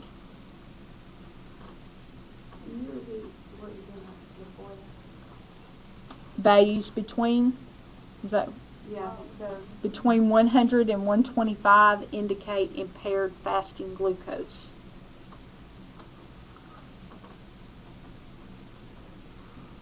And then critical values in adults are those that are less than 60 or greater than 500. Most always, for your sliding scale insulins, it will say on there that if you have a blood glucose level greater than 500, you call the MD. They will give you parameters up to that point, and then you have to call the doctor if it's 500 or greater. Fasting is when? What does that mean? Fasting. In the morning, 8 hours of no food. You fast for 8 hours. You can have water because it has no caloric intake, no glucose content, just regular plain water. Usually it's done first thing in the morning. Fasting hyperglycemia occurs when 80 to 90% of the beta cells have been destroyed. So if you have hyperglycemia with a fasting blood glucose level, then that automatically tells us that 80 to 90% of your beta cells have been destroyed, or they are not producing insulin. Okay? The random blood glucose, randoms are drawn at any time. It can be done with an Accu-Check meter in the home or in the hospital. Another term, your book actually calls it casual blood glucose. So you may see it random or casual. And it would be greater than or equal to 200. Would give you a diagnosis of diabetes. A random or casual greater than or equal to 200.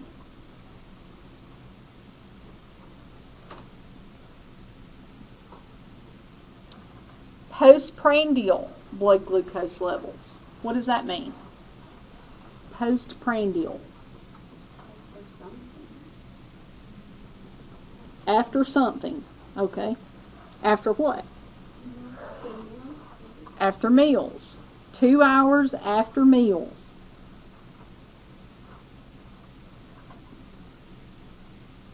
They should return to normal or to fasting levels within 2 hours, except for in older adults. You will see that with older adults, everything is slowed down. So with older adults, we would expect that their 2 hour postprandial level would be slightly elevated. But in a normal, healthy adult, our glucose levels should go back to what our fasting levels were.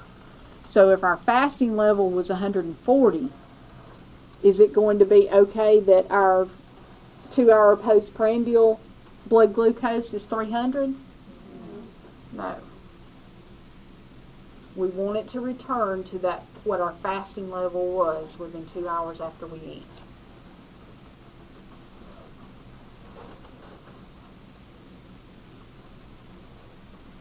Glycosylated hemoglobin. Your HbA1c, you may see it just hemoglobin A1c, you may see it HGB and then A1c, but it's your hemoglobin A1c level. This is your report card for your diabetics. Glucose normally attaches itself to the hemoglobin molecule on the red blood cells. The higher the blood glucose levels, the higher the hemoglobin A1c levels would be. It shows an average of blood glucose levels over the previous 3 months. Prior to that, diabetics would cheat on their diet. They would lie about what their blood glucose levels had been because they didn't want to get in trouble with the doctor. Well, hemoglobin A1c came along and that put a stop to all that, because we know whether you've been cheating on your diet or not based upon that hemoglobin A1c level. Your normal value is 4 to 6%. 4 to 6%. That's the hemoglobin A1c. In other words, that's your normal is the percentage of glucose on your hemoglobin molecules. Glucose on the hemoglobin. Okay, so normal is 4 to 6%. The American Diabetic Association for diabetics recommends anything below 7. Okay, they want it to be below 7%. So this is normal in everybody, or in diabetes? 4 to 6 would be a normal for someone that is not a diabetic. Okay? Below 7% is where the American Diabetic Association says that the hemoglobin A1c should be for a diabetic patient. Okay? You can have high levels if you have high aspirin doses. So you can get false readings with high aspirin doses, alcohol ingestion, and heparin therapy. So aspirin, alcohol, and heparin can all cause falsely high levels. Bleeding, pregnancy, and asplenia. What does that mean?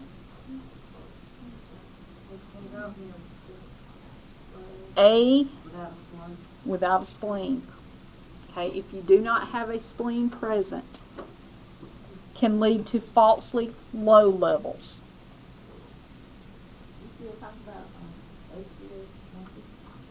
Hemoglobin A1Cs. Asplenia. Pregnancy. Bleeding. Those three things can lead to falsely low levels, where your aspirin, alcohol, and heparin caused falsely elevated levels. Okay? Asplenia, without a spleen. So what kind of question could I come up with on that? I'll have to think about that one.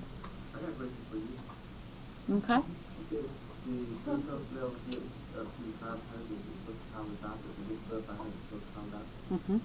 You're not supposed to notify the RN first? It depends upon how your question is worded. So what would be an example? We would notify the RN first. You're always going to notify your RN, but she may then tell you to call the physician.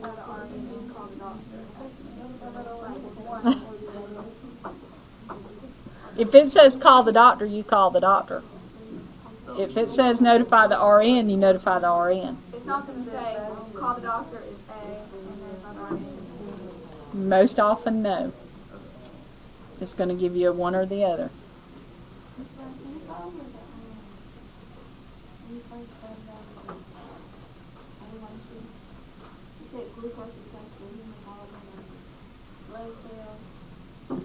Glucose normally attaches itself to the hemoglobin molecule on the red blood cell.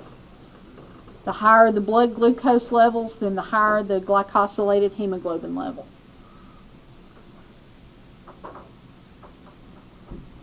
It shows the average of the blood glucose over the previous 3 months. Normal values are 4 to 6%. The ADA recommends that it is below 7. Okay, the glycosylated albumin glucose can also attach itself to proteins, specifically your albumin, and it represents the average blood glucose level over the previous 7 to 10 days. So if we really want to get specific and find out what they've been doing within a week, then they will do the glycosylated albumin. Not very. It attaches to what? To the albumin, to protein, and it shows the reading over 7 to 10 days, rather than that 3-month period of time. So if they want to get more specific, they will order the glycosylated albumin. It's not one that we use very often.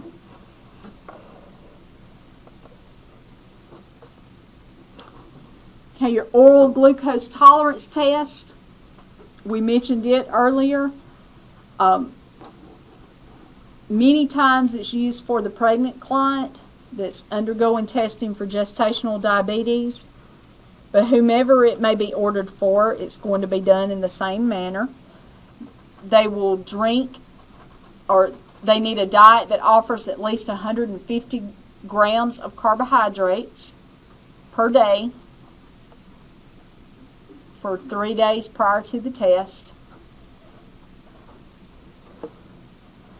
How much?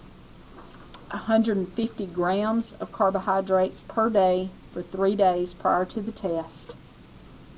The client is then given 75 grams of glucose to drink, and then a blood sample is drawn 1 to 2 hours afterward. If it's a 2-hour glucose tolerance, then it'll be done 2 hours afterwards. You can also have it 3-hour GTTs. You can have 5-hour GTTs. And they may increase the amount of carbohydrates within the solution, or they may just do it over a period of more hours after the glucose has been ingested. Ketonuria, this is urine levels of ketones. It can be done by dipsticks, like we were talking about with the Atkins diet. Strips are given to the patient, a little bottle of strips, and they dip the strip in their urine to check their ketone levels. The higher the ketone level, the more fat metabolism is occurring. So that's how we look at that. And the patient may have, if it's an extremely high ketone level, then they have ketoacidosis. And in this case, we're talking about diabetes. It's going to be diabetes ketoacidosis. All clients should test their urine during acute illness or stress and when they are pregnant. So you do want to teach your patients, your diabetic patients, that during times of stress or illness, then they do need to make sure that they are assessing their ketone levels. Because what did we say is going to happen with stress or illness?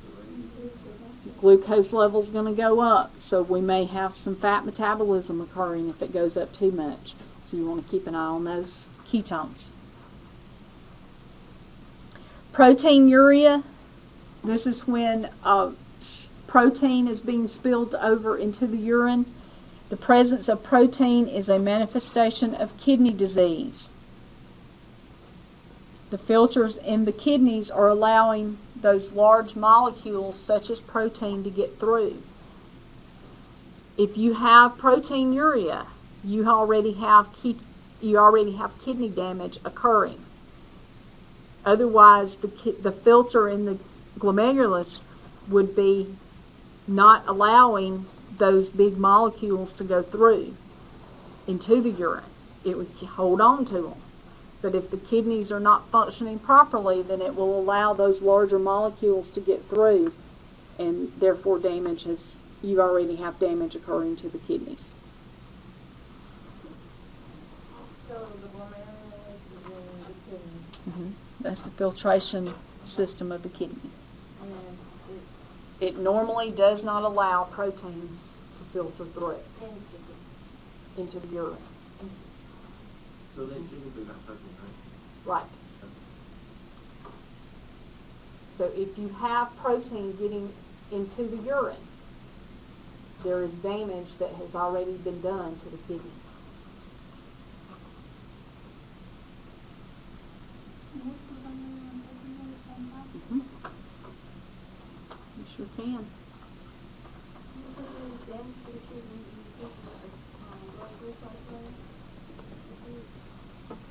No, you already have high glucose levels. It can be, yes. Most of the time the kidney doesn't heal very well. Once damage is done, it's done. It doesn't go back to normal. They're going to have more and more kidney dysfunction. Have the self-monitoring blood glucose. This is what we recommend to our clients with diabetes. Self-monitoring blood glucose levels is your AccuChecks, your one-touches, whatever it is that they use to monitor their blood glucose levels at home. It does most often use whole blood because it is just a finger prick. Please remember that you should always, when you're pricking your fingers, it should be done on the side. It should never be done right here on the tip end or on the pad, because that's where your nerve endings are. You want to avoid the nerve endings. They're already going to have problems with nerve endings because you'll find out later they're going to be at risk for peripheral neuropathy. So we don't want to do any more damage to their nerve endings, so you do it on the side. Okay? I have a question about protein. Mm-hmm. Tell me again how does it determine whether or not you have diabetes? The protein itself does not determine whether or not you have Why diabetes. is it running in your blood that it's Because the diabetes is causing damage to the kidney if it's not controlled. So if you have protein spilling over into the urine, then damage has already been done by diabetes to the kidney. but it can be for some other reason that you have protein? It can be for other reasons, but there's still damage to the kidney either way you go, whatever the cause may be. There's damage to the kidney. So, but for diabetes specifically, we're looking at how the diabetes is affecting the kidneys. But you can have damage occur and have renal failure occurring due to other problems as well. But either way, you should not have protein spilling over into the urine. Sometimes it can be a blow to the kidney that causes the protein to spill over. In that case, most often it will heal. But if you've got a chronic disease process causing a problem, then it's more than likely not going to heal. How is it exactly affecting the kidney? We will get to that. It's due to the blood flow, the decrease in blood flow going to the kidney. So what The- exactly is a ketone? Ketone is a byproduct of fat metabolism. So it's Because- not necessarily fat, but it's a byproduct? Right, it's after the breakdown of the fat, it's your byproduct. And if you're breaking down your fat to be used for energy, then you're not using the glucose. In most cases, the glucose levels are so high that the body's not able to use all that glucose because it's not getting into the cell. So the cell is using fat as energy and breaking it down and causing the release of the ketones. I see how ketone is relevant to that, but I just don't understand why you would determine that I have diabetes because I have protein in my I'm not saying that you determine that you have diabetes because you have protein in your urine. I'm saying that is a complication from diabetes. along with other, If your kidney is not working appropriately, whatever the cause, and you have protein that is spilling out, going through that filter into the urine, because it should not, it should stay in the bloodstream. If it's going through that filter, then there is a problem with that kidney. It is damaged. Diabetes can cause that damage to the kidney. And therefore, it is a test that we do to make sure that we don't have kidney function being impaired, that we don't have failure of that glomerulus. It helps us to monitor our complications of diabetes, not determine whether we are diabetic or not. Yeah, it's kind of like a side effect. It is a complication of diabetes. Protein in your urine and never have diabetes. Yes. yeah. It can be caused from something else that has caused damage to the kidney. It's not good. No, it's not good either way you go, but it is not a determining factor that that patient has diabetes, So you say something's wrong with their kidney. And in this particular case, we're looking at it specifically the diabetes. Damage has been done to the kidney because of diabetes, and so therefore we're going to monitor to see if we have ketones or proteins being spilled over, because that lets us know how much damage has been done. Okay? Yeah, because we don't have this, not too much to do with it's about the urine.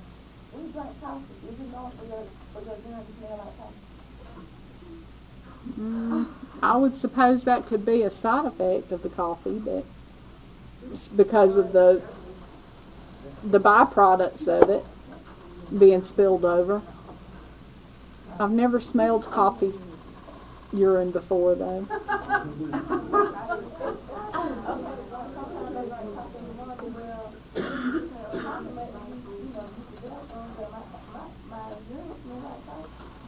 It's probably the byproducts, the breakdown of the coffee.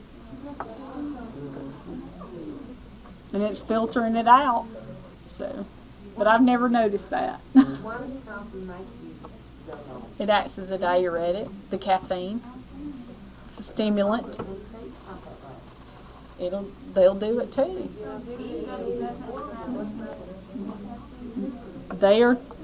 The caffeine in all those is a stimulant, and it acts as a diuretic. Okay, any other questions here on the diabetic testing?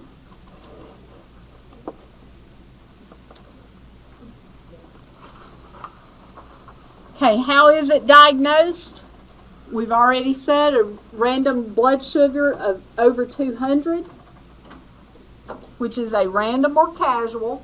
Your book calls this one casual. A fasting blood sugar may also be drawn. Diabetes is diagnosed if the fasting blood sugar is 126 or higher.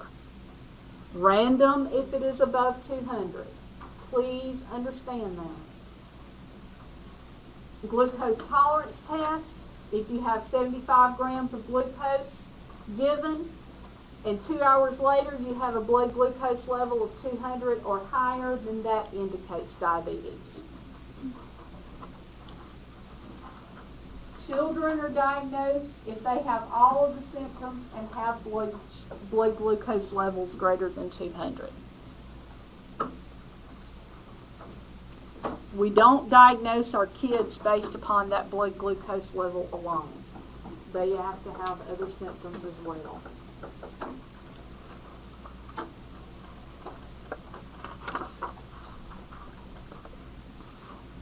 Do y'all need a break? I heard some yeses. Also, Ms. Ryan, you want to ask the class about the chemicals and things? I think we're going to go right at the moment with them as they are. And then we'll see how it goes. 7.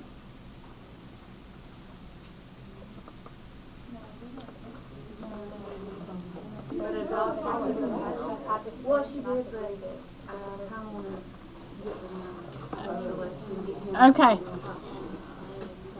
Let's talk about management of diabetes a little bit.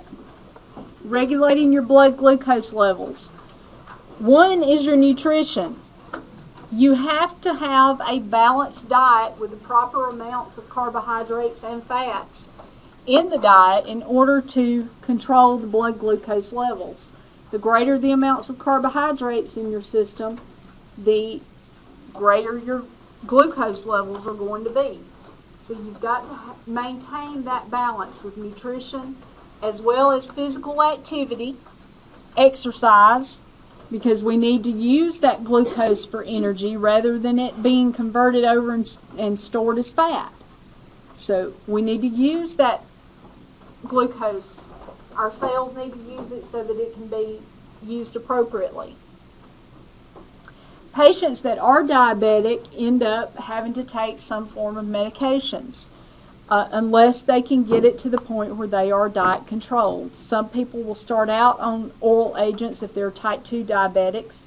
They'll start out on oral agents and eventually they will lose weight and they will get their blood sugars under control with diet only. They can come off of their pills eventually. That's just type 2, right? Type 2. Your type 1s are always going to have insulin. No ifs, ands, or buts. Your oral agents are effective in people with type 2 after nutrition and exercise has failed. Okay, we try not if we can get that person that is right there just over that line, a diabetic, if we can get them to do the nutrition and exercise and get it under control, then our hopes would be that they wouldn't have to go on those oral hypoglycemic agents. Okay, some do. But if they fail with diet and exercise, then we do see them being placed on the oral anti-diabetic agents. And we're going to look specifically at the different oral agents and how they work and how they're similar and how they differ.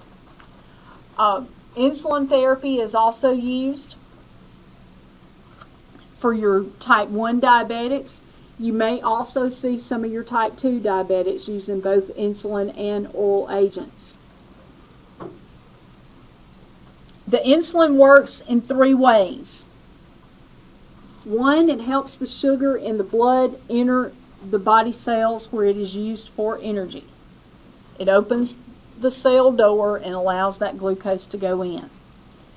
2, insulin helps keep the body from releasing extra stored sugar into the bloodstream. So the insulin, it opens the cells and allows the glucose that is in the bloodstream to be able to get into the cell. At the same time, it prevents the liver from releasing the glycogen as glucose. It prevents the liver from releasing the glycogen back into the bloodstream as glucose.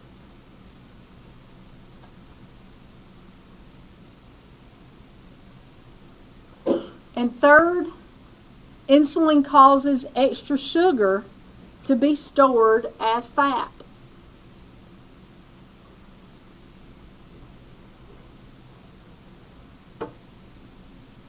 So that's your 3 main ways that your insulin therapy works for that type 1 diabetic. Because your typical type 1 diabetic, what did we say they were? Very skinny and emaciated. So we need to increase their fat stores, don't we? So insulin helps to do that. It increases or causes that extra sugar to be stored as fat.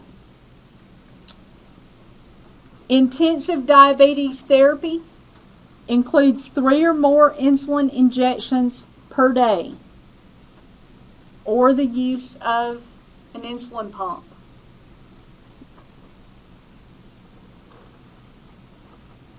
It also involves self-monitoring of those blood glucose levels, usually about 4 times a day.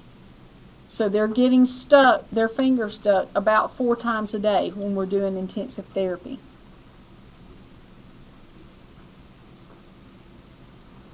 Or more. They can get it stuck more if they have symptoms of hypoglycemia or symptoms of hyperglycemia. Then we stick their fingers again to check to see what their blood glucose level is at that point. They're placed on special diets, and they typically have weekly to monthly clinic visits.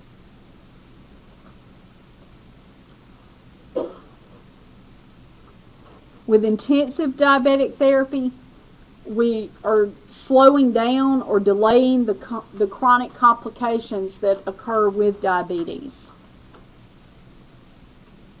The chronic complications can be slowed or delayed.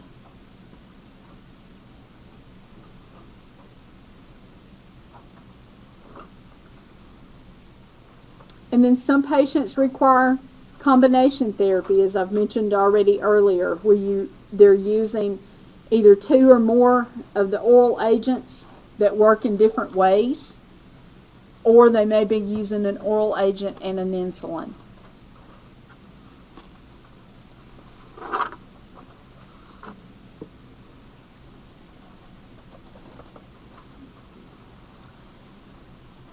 With nutrition therapy,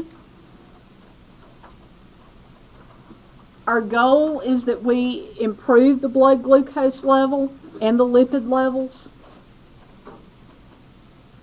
We must consider the patient's personal lifestyle as well as their personal diabetic management goal when we are looking at setting our goals with them.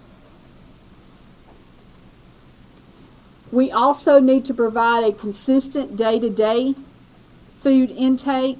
In other words, your intake doesn't need to be 2,000 calories today and 1,200 calories tomorrow. It needs to be consistent.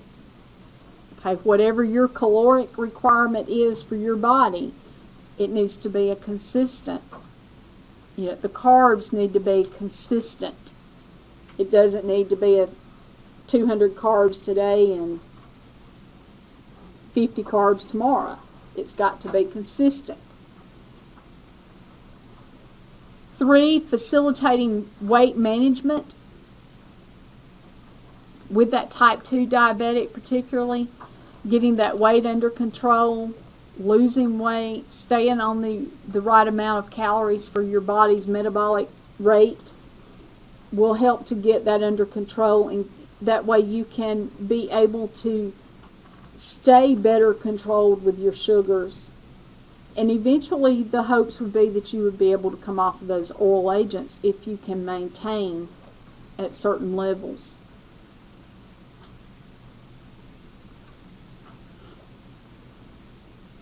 And we have to provide adequate nutrition for all stages of life. Your children is going to be different than the adult. We want the children to be able to participate in parties at school or birthday parties and things like that. So we need to balance out their diet to help to include some of those things that a normal child would do. Not keep them so strict to a diet that they never get to enjoy a normal childhood. So we have to take those things into consideration and plan the diets based upon that level for that person, whether it's a child or a middle-aged adult or an older adult. You have to plan for the different changes in their life. With older adults, we're going to have to cut back on some calories. We're going to have to cut back on carbs because the body slows down. The basal metabolic rate slows down. So we definitely don't want them getting the same foods that 6 or 7 year old child is getting. We talk about how that older adult tends to go back to to more things like a child as far as slowing down processes and things. But in this case, that's not the case. That child's metabolic rate is going to be a lot higher than that 60 or 70 year old adult. And so we have to make those compensations. We don't any longer call our diet a diabetic diet. It's no longer called an ADA diet. We do not any longer use ADA in our terminology as far as diets are concerned. It is a balanced diet for that particular age group and their metabolic need. That individual, because it's going to vary from one person to another. Are you talking about specifically as far as what the nurses and doctors call it and what it's charted on? Yeah, it's no longer a diabetic diet. It isn't valid. Well, they haven't changed it. The doctor, the order said it, and the nurse told it like that, and it was on their lunch break. Well, your dietitians will tell you that they no longer call it a diabetic diet. At the nursing home, what we use as diabetic diets is low concentrated sweets. They get the same thing that everybody else gets, just in smaller portions. They get a piece of pie, just a smaller piece of pie. Okay. It's the balance of the carbohydrates within that diet. So it is a balanced meal plan is what we want to get them to. It's called a balanced diet for that age group? For that individual, because it's a balanced diet for the individual. It's all individual. It's no longer specified, okay, you got to have 1,200 calorie ADA diet. It's going to be more balanced and specialized for that individual person. Because I'll say something that says no sugar diet. No sugar added. Those are you're still getting the same types of carbs from everything else except for the sugar. You still will have a piece of bread, you may still have a piece of cornbread or something on, but you may not have that extra. In that case, if it's no sugar added, you're not going to have that piece of pie sitting there. They're going to get a cup of fruit. Okay. Your patient considerations, you have to take their appetite into consideration. I mean, you look at some of these trays that are put out in the hospitals that are, say, a 1,800 calorie diet, and they are full of food. For some patients, if they sit there and eat all of that food that's on that tray, it's going to send their sugar up. So you have to learn that individual's appetite. What can they eat, and balance it out within their actual diet plan. You also have to take into consideration food allergies. You're not going to give someone strawberries if they're allergic to strawberries.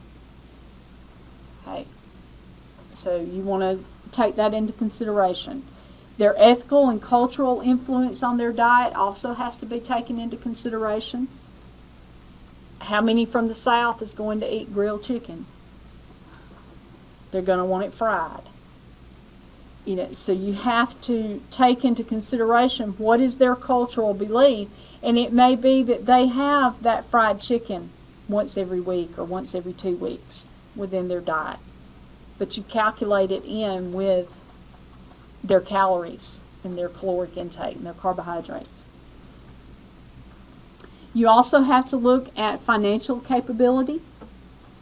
Do they have the means to provide a balanced diet for themselves? Who's going to cook the food? They also have to be brought in as part of the teaching plan, not just the individual if that individual is not the one preparing his meals or her meals. Okay, so that has to be taken into consideration. Community resources, if they are elderly and can't prepare their own food or can't go to the grocery store, do they have somebody that can deliver groceries? Do they get Meals on Wheels? Those things have to be taken into consideration as well. Their own eating patterns, their dental and their oral hygiene, and their dental and oral health has to be taken into consideration. You don't want to give them a piece of fried pork chop to eat if they don't have the teeth to chew them with. You have to consider what other things could get that source of protein there, but might be easier for them to chew. The ADA guidelines,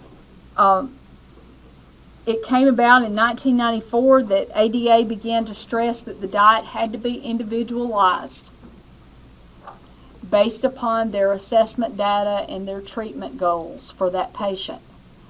That it could no longer be just a general, you get 1,200 ADA, you get 1,800 ADA. It could not be that generalized anymore. It had to be more specific to the patient.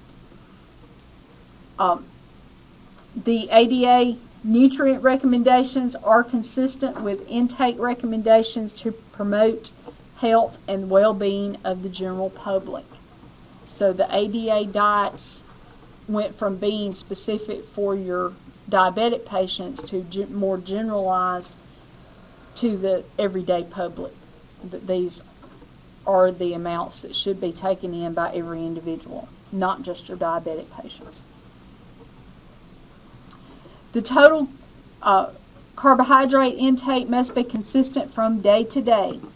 That includes your breakfast, lunch, dinner, as well as snacks. It needs to be consistent.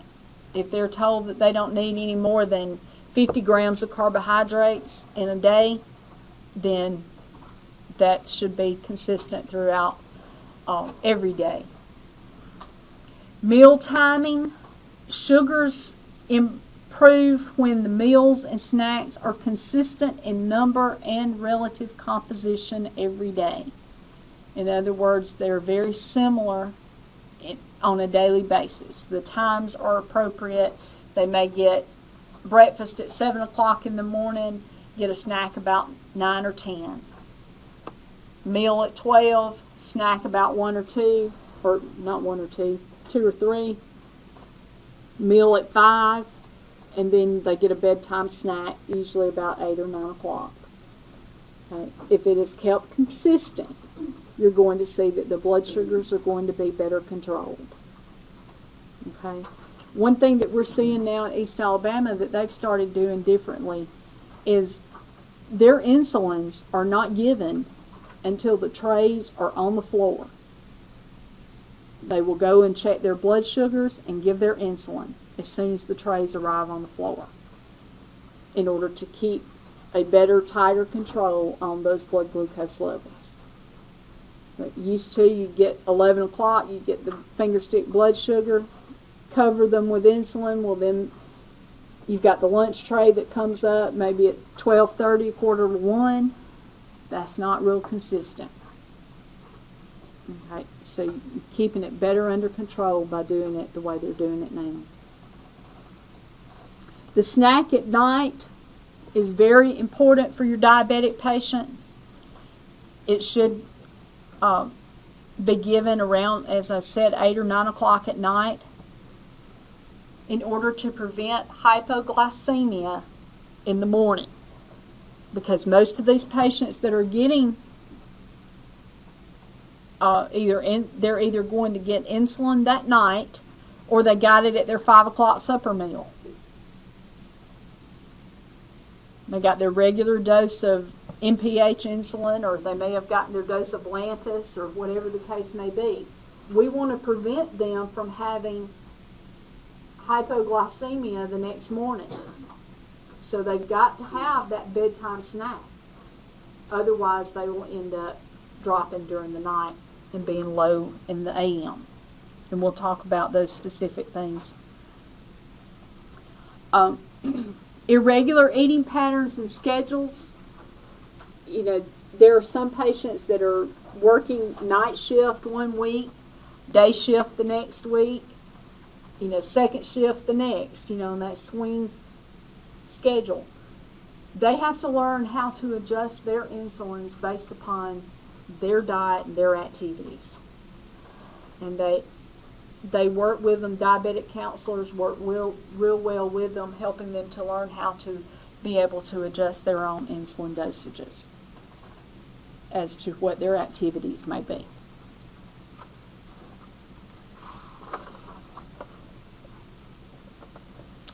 Our goals is to provide a nutritionally adequate meal plan that achieves and maintains reasonable weight and results in normal blood cholesterol levels and glucose levels.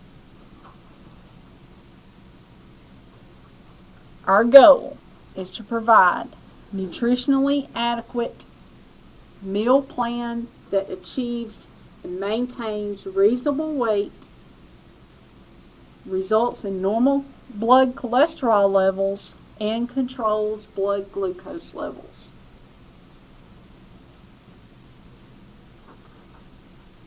The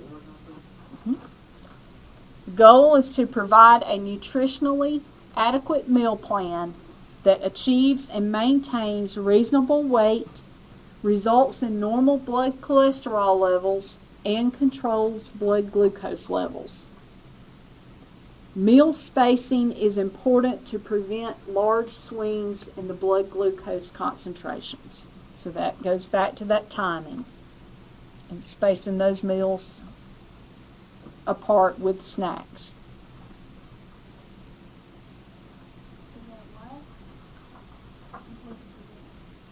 Large swings in blood glucose levels.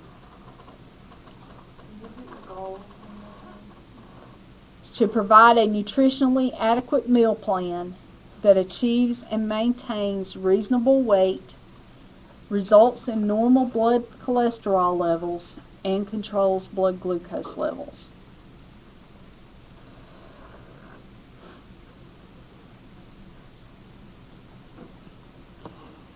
With weight loss, for the type 2 diabetic, mild to moderate, which can be a 10 to 20 pound weight loss, can lower blood glucose levels and help reverse insulin resistance.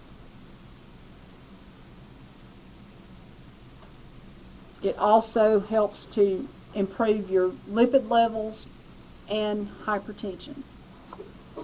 That may be a complication from diabetes.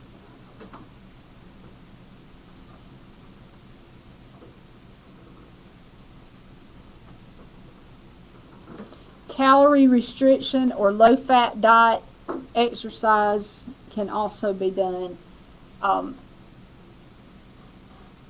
Just a change in 250 to 500 fewer calories than usual can cause a dramatic change in your blood glucose levels.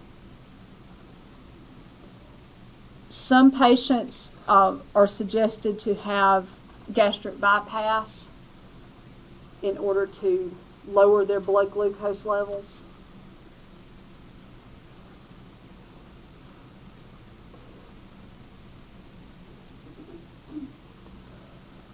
The meal spacing there, about 4 to 5 hours apart, allows for that postprandial glucose level to return to baseline.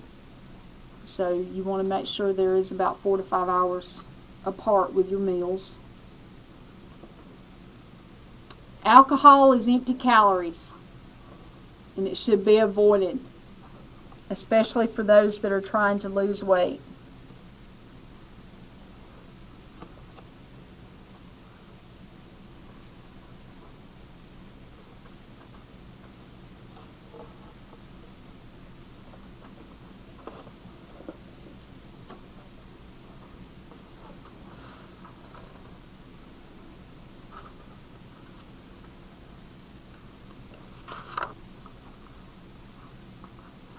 Your nutrient recommendations: the calories should be sufficient to achieve and maintain a reasonable weight. As I mentioned, the 250 to 500 per day, less than usual. For proteins, 10 to 20% of your total daily calories should come from protein.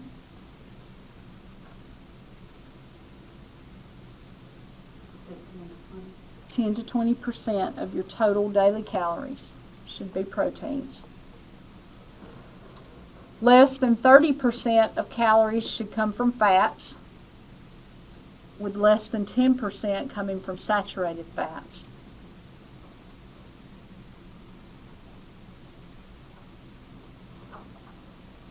Carbohydrates should be 50 to 60% of your total calories. And fiber should be 20 to 35 grams per day.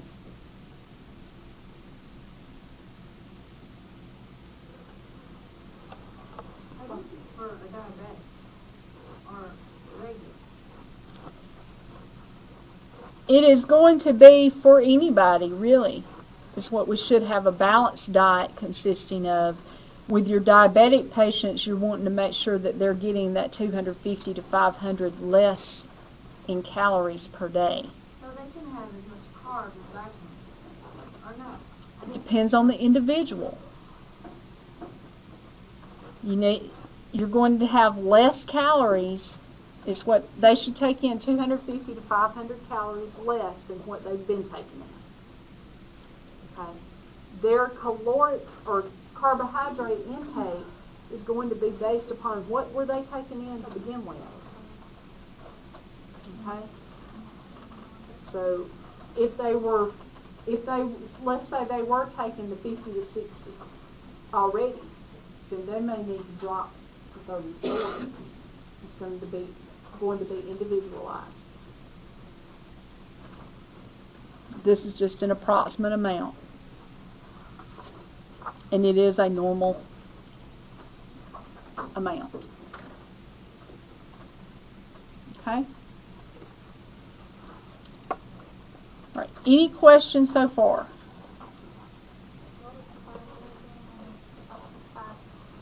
Fiber was 25 to no, excuse me, 20 to 35 grams per day.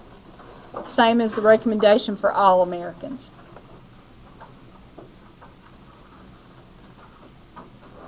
With the carbohydrates, I've got down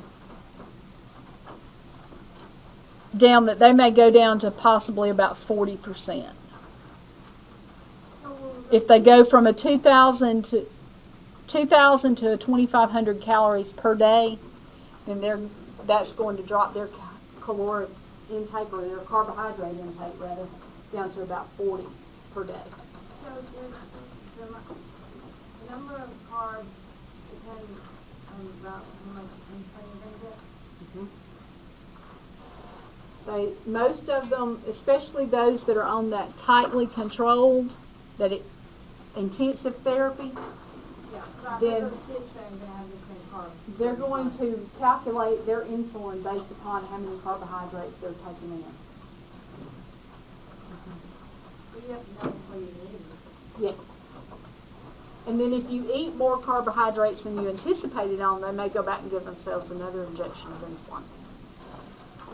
But they base it on their number of units is based upon how many carbs they're going to take. We had a patient just recently that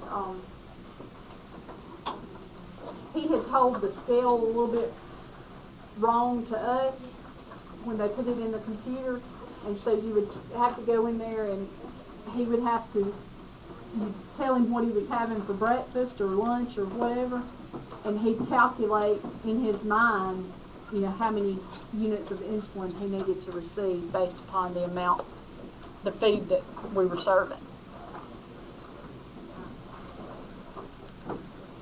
So it can be very intense. Okay, we will pick up with exercise